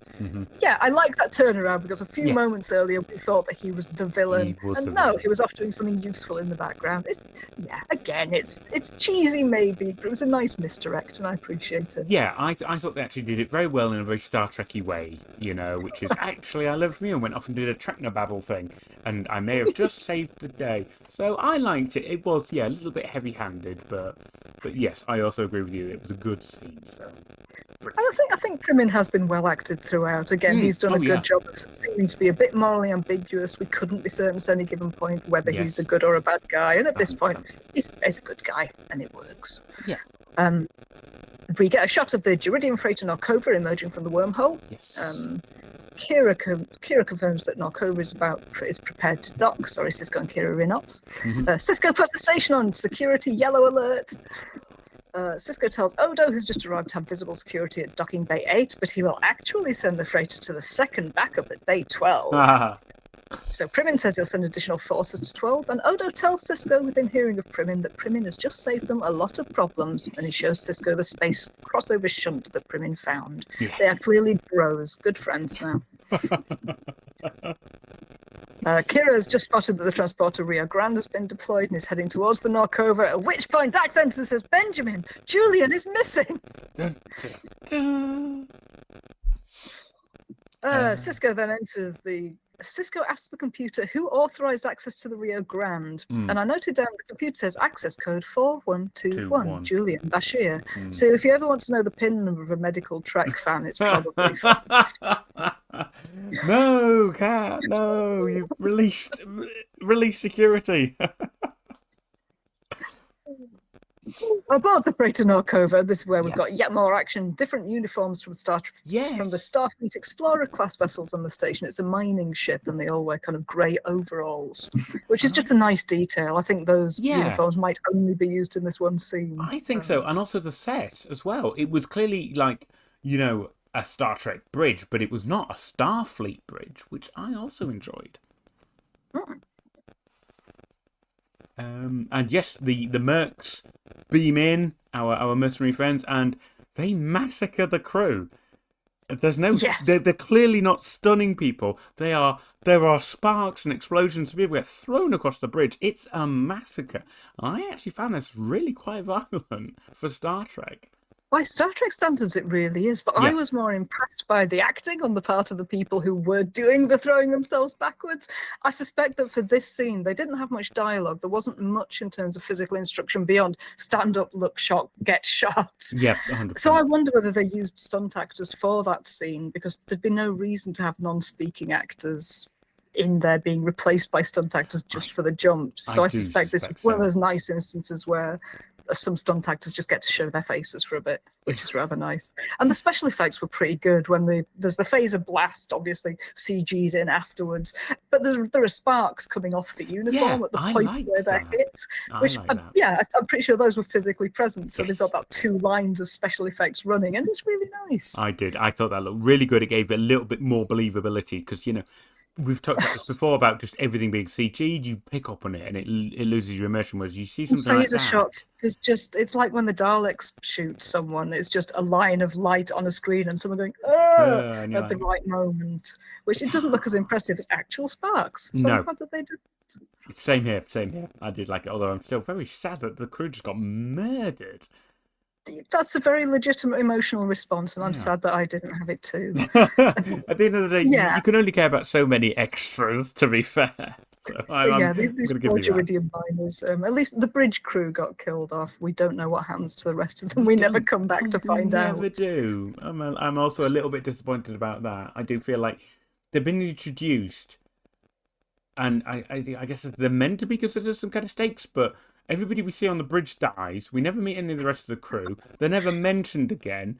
Ultimately, it just revolves around Bashir's body and whether he Exactly. survives or not. The other 12 crew members are just in limbo at this point. We Minor don't know whether MacGuffins at best. Yeah, I was a little bit. I don't know. I felt the whole freighter subplot, the whole concept of it, was all just a little bit. Yeah, I don't know. It really, really let me down at this point. I was like, I guess why we're supposed to care, but then you've killed everyone on screen, and you don't mention anyone else. Ugh. And then you never mention for the rest of the episode, even when they're threatening to destroy the ship. Just really felt like they fumbled it at the key point. That is a really good point, because Cisco, of all people, I think would recognise that if there's a danger to a starship, there are people on board who need to be saved. And they're just not mentioned. So yeah, you're right, that is a bit clunky. I mean, they could just have said that it was a very minimally staffed ship, that after the Geridium is put on board, you've only got the flight crew. Sure, why not? Dead. That would do. Cat, you'd be a great trick writer. There we go, problem solved. No, I'd be too pernickety. Yeah. But yes, Bashir Vantka has been aboard. They've killed off the crew. Yep. Before a new course can be entered. Yes. I quite liked in this scene, you've got one of the mercenaries sitting with Vantika in the bridge, and the only reason that guy is there is so that Vantika can give him instructions. Yes. So that the audience hears what is happening. Yes, otherwise, that's exactly it. You would have Vantika Bashir typing things into consoles, and we wouldn't know what the hell was going on unless he talked to himself. And it just occurred to me at that moment to wonder how many Star Trek scenes have two people in them, just so that we understand where the ship is going. A lot, and I guess that it's necessary, but also sometimes it feels like, could you not have done something else? Again, it feels like they were kind of hurrying towards conclusion and being like, how can we most neatly get to the end of this episode? Yeah, I can see that. It does feels a bit too clunky. Yes. But yes, before they can enter a new course, DS9 has locked a tractor beam on them, and Vantika says, "That's not possible. They should be shut down by now." I've put at that point that I really like the voice he's using. I don't care, it's good villain voice. Vantika wants to put the engines on full impulse to resist the pull of the tractor beam. The mercenary on the bridge said that they won't be able to leave, they'd just be sitting there waiting. So Vantika tells them to open the channel. Excuse me. Cisco introduces himself on the comm screen, which is quite neat. He recognises that although it's the body of Dr. Bashir, this person doesn't know who he is, because it's Rayo Vantika. And the team in ops looks shocked when Bashir says, "Rayo Vantika is my name." Yeah. A bit clunky perhaps, but it's the reveal. Yes, I get that. I still feel like I don't like that Kira and Odo look at Cisco shocked, and even Cisco goes, and everybody just looks, I've got to be honest, gormless. Just something, what? And I'm like, you're Starfleet officers, I'll be honest, right? All of your history is full of people's bodies getting stolen and taken over. And, Jadzia 5 minutes ago said, "It's your friend too." It was just such an unavoidable trek. Yeah, you're right. The Dax has told them that his comm badge is here, he's missing, so they might have conned on. But you're right, it's the reveal of the episode, it's for our benefit, so fair enough. And there's then a nice bit of nicely clunky body swap dialogue. Cisco asks to talk to Dr. Bashir, and Vantika says, "Unfortunately, he's not available at the moment." And Cisco says, "Is he all right?" Vantika, "His body is, how do you humans say it? Fit as a fiddle. Looks rather good on me, don't you think?" I really liked it. He's got his eyes wide, his stance is unusual, he's deliberately acting completely unlike Bashir. Yes. I think he could have played it down more and it wouldn't have looked... It just wouldn't have looked right. It would just been, it's Bashir. But at least it very clearly signals that it isn't Bashir, and I like that. I'll give you that. Personally, I did find it a little bit jarring, but we've covered that already. We also know that Vantika is the kind of ham who, as he's dying, will grab a man's throat and say, "Make me live!" He's not a subtle guy. You're right. You're absolutely right. So Cisco asks what Vantika has done to Bashir, and Vantika has rendered him unconscious for the time being. Vantika might consider leaving his body and returning Bashir to Cisco, but first Cisco must release the tractor beam. So it's nice and tense. Bashir is effectively held hostage by someone who just wants to get away. He might harm Bashir if he doesn't get his way, but he might just take the body if he's allowed to. So Vantika threatens to take the vessel to warp. Cisco says the tractor beam would tear apart the ship, the Vantika and everybody on board would be killed. He's not especially concerned about who that is, just everybody. Yeah. And isn't it also, at this point, we suddenly discover that Duridium is quite toxic. And it yes, gets at the distributed point through that the Cisco system. says that we can't risk Duridium being released into the system, which they'd never mentioned in the episode. And I bumped on that. Point. I was like, surely that would have been like one of the first things you would have announced in a briefing to the crew, which is also, you know, this stuff is toxic or radioactive or dangerous somehow, so we also have to be careful how we handle it. I'm guessing that in an original draft it was just, it's extremely valuable, we can't afford to let it go, but they decided that wasn't Cisco enough. That isn't the line of that you want the commander to have. Yeah. It's got to be about protecting life, not about protecting profit. Yes, and we can crank up the tension as well. Yes, true. Yeah, suddenly loads more people are at risk, besides Bashir and the crew of the ship that everyone's forgotten about. It's a really good point. I hadn't really thought about it. Yeah. I don't want to pull the show apart for you either. That's my main worry now, is I don't want to take an episode you enjoyed and be like, actually, I think you'll find this is not very good. So you've got to. I did that last week. It's fair exchange. Okay, fair enough. As long as we each hate different episodes, this can roll along for a long time. It's fine. I'll wait until we get to one we both hate, and we can just chew it over together.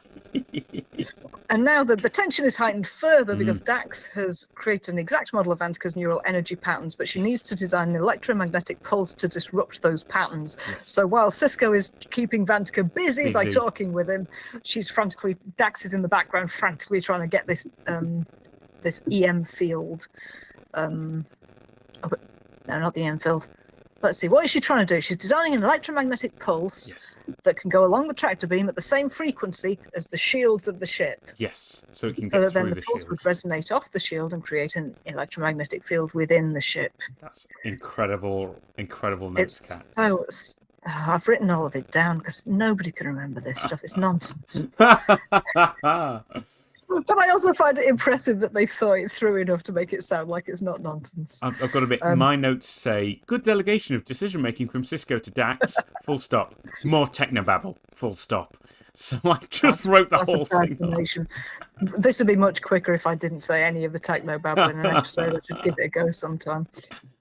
But Vantika then hails them again just after she's explained what she's doing. Good time.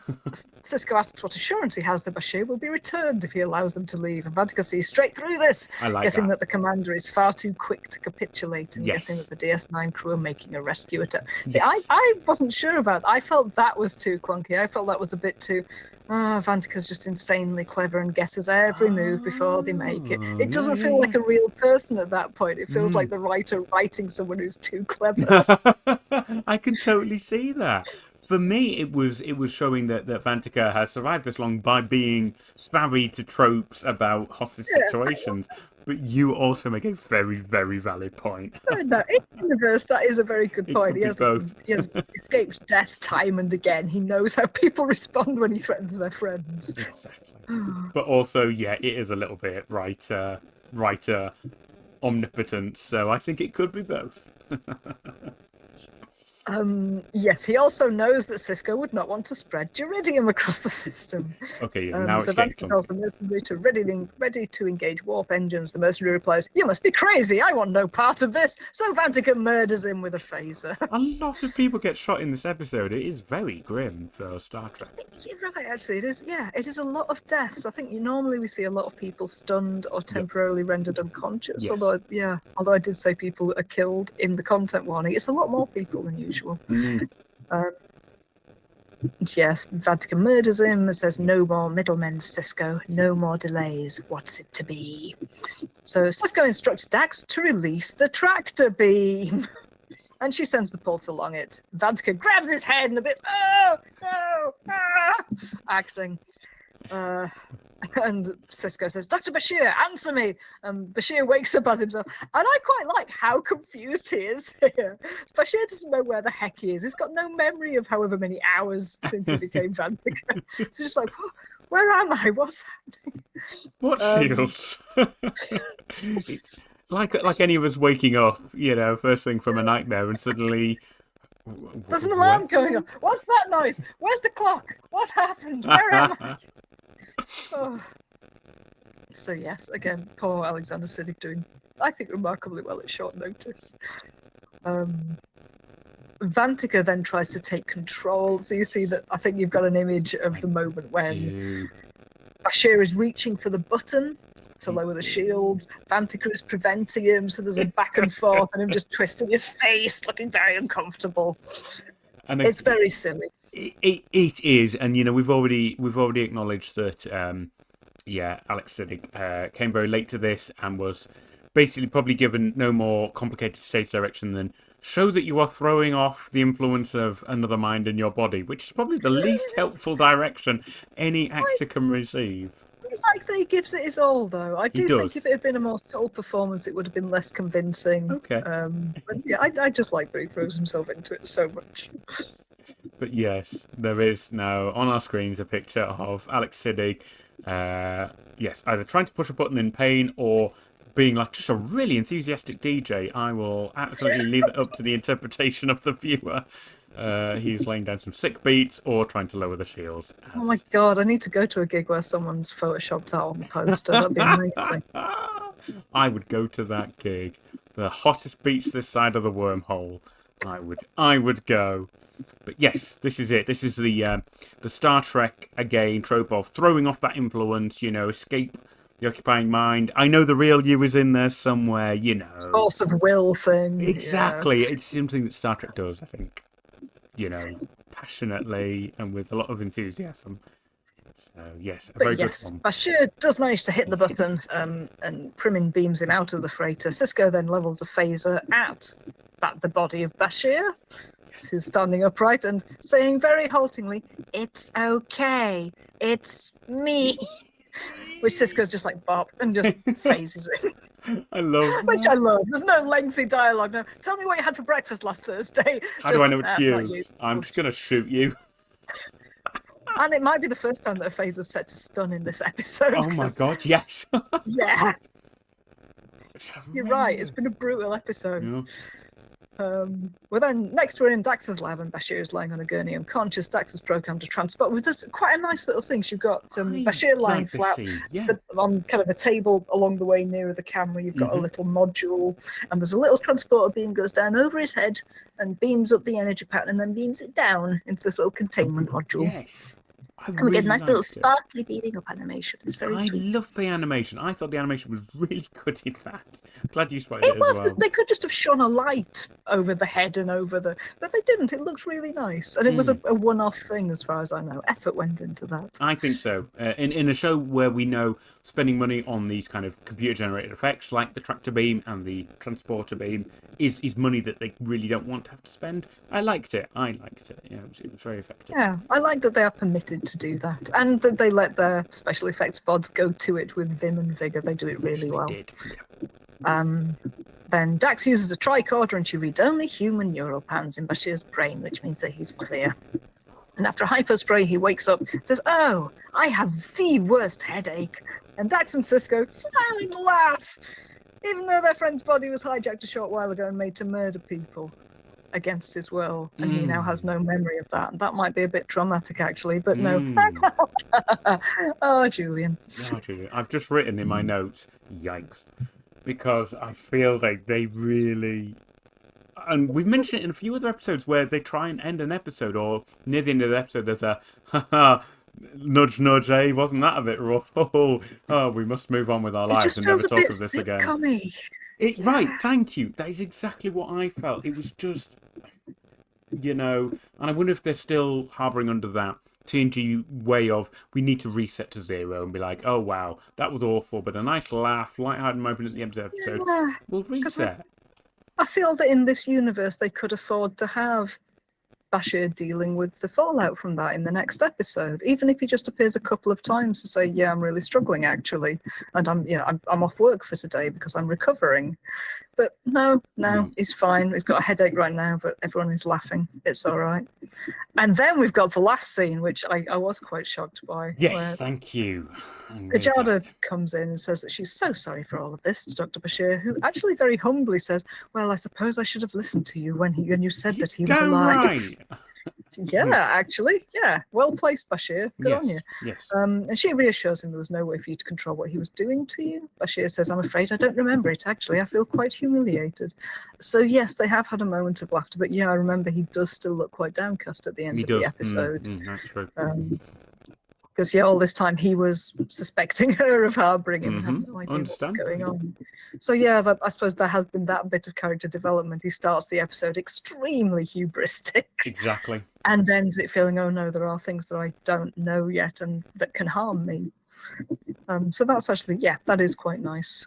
Cisco says no one blames you, Doctor. Kajada says it wasn't you, it was that. And they all turn to look at the little micro-containment unit that now holds the sparkly goodness, or sparkly badness that was Vantika. Kajada asks if Cisco has returned custody of the prisoner to her. And he says, well, what's left of him? So she immediately fires a phaser at the unit, destroying it, summarily executing the prisoner that she was meant to be taking to a secure containment unit. Yes. And the others do look shocked, rightly, and she just walks out of the room. And the episode ends. And the episode ends. I'm just like, corporal punishment? Extrajudicial execution. It's astonishingly bad. It's understandable in terms of her MO, perhaps, because she's pursued him for so long. He has presented a clear and present danger. As long as that unit exists, she cannot know that he hasn't escaped and lives in one of the people around her. Absolutely. But there isn't time to explain all of that. There's just, dead, walk out. No explanation. How's Cisco going to explain this to the Federation? Right. What log is he going to record after this?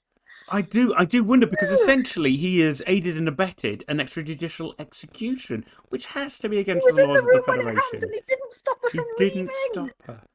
And everybody just looks at each other and is a bit like, I guess that happened. And I'm like, you just saw an execution. What the hell? This is a very person, but still. Yeah, it doesn't matter. You know, Star Trek is all about the rights of anybody, regardless of whether or not they're in a jar or in a robot or in a bucket of goo. You know. That is astonishing. It really blew me. It took me totally out of the whole episode, I'll be honest. So I'm glad you spotted it as well. Wow. I literally just wrote in my notes, right? Yikes. Yeah, I wrote yikes again. It deserves several yikes. Yeah. It was a really weird ending. Sitcom laugh followed by summary execution of a prisoner. To credits. Oh my god. You're absolutely right, though. That is exactly what it is. Supposedly didn't laugh after he was murdered. Yeah.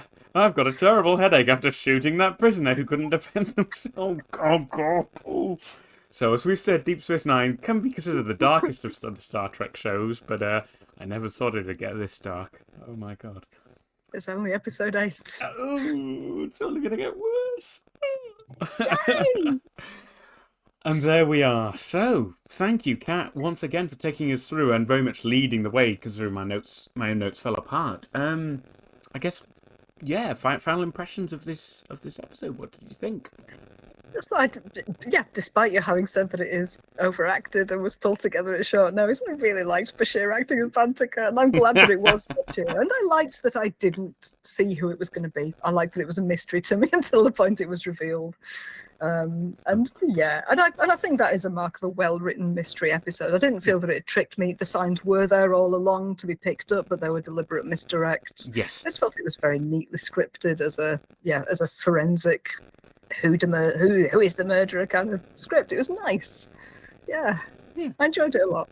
And I came away, despite the execution at the end, I still came away being quite impressed by it. But yeah, I did regret that there wasn't as many nice character moments in it. And that's the kind of thing that I think I really enjoy in this. The funny or moving or nostalgic moments between two characters who know each other well or are getting to know each other. It didn't have space for a lot of that because there was so much plot and misdirection of plot to get through. So I don't think it's ever going to be one of my favourite episodes, but yeah, I think functionally it works, and I do really like Alexander Siddig. He is a great actor, and he does have a great character in this show. And I think you observe something that is very much DS9's strength, which is character development, which is essentially conversations that they have that aren't to do with the A or even the B plot, maybe just them, fetching in the bar or grumbling in ops or something like that. And it feels like people living their lives rather than people deliberately feeding a narrative. Yeah. Yes, and I think that is where DS9 excels. And yeah, I do feel they dropped the ball a bit on this episode, but I am still overall surprised that we've made it now 8 episodes into season 1 and we still haven't had an episode you dislike.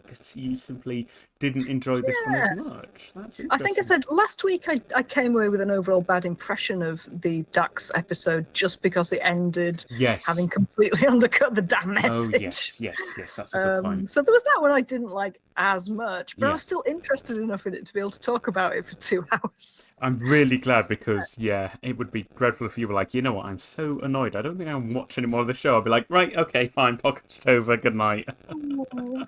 So I am glad. I think we may have a challenge with the next episode. But I will say no more about it because it's also seen as not a strong story. So we will be... I cannot wait to get into that one with you. But that is for next time. I suppose, What is the name of the next episode? Move Along Home. Ah. And yes, again, it does suffer from maybe season 1 of a Star Trek show syndrome, but we shall see what your impression is, because your impression as a new viewer of DS9 and Star Trek, as a whole, because you're still discovering, even though you've seen TNG, I still feel like you were discovering the Star Trek vibe, and each series is different in how it portrays that. So let's not colour your impressions any more than that and see how that goes. But ultimately, I think we can say you came away not disliking The Passenger this episode. I genuinely really enjoyed it. I would go as far as to say that I liked this episode. Okay. But you have loved preceding episodes, I think. Oh, yeah. Excellent. Yeah. Okay, so I think it's helpful to calibrate like a kind of scale of where are we. Yeah, I'm not just blanket pleased by everything that I watch. I do have some standards which will arise at some point. I look forward to that point. Excellent. Well, we've kept our loyal chat and the indoor cat and Nigel. Thank you so very much. So I think shall we draw a blanket over this evening's proceedings with a nice sitcom laugh, and hope that nobody gets shot in the face before we return with more Deep Space Wine. No. So thank you very much, Kat. Thank you very much, everyone, and we will see you next time on Deep Space Wine. Take care. See you then. Cheers.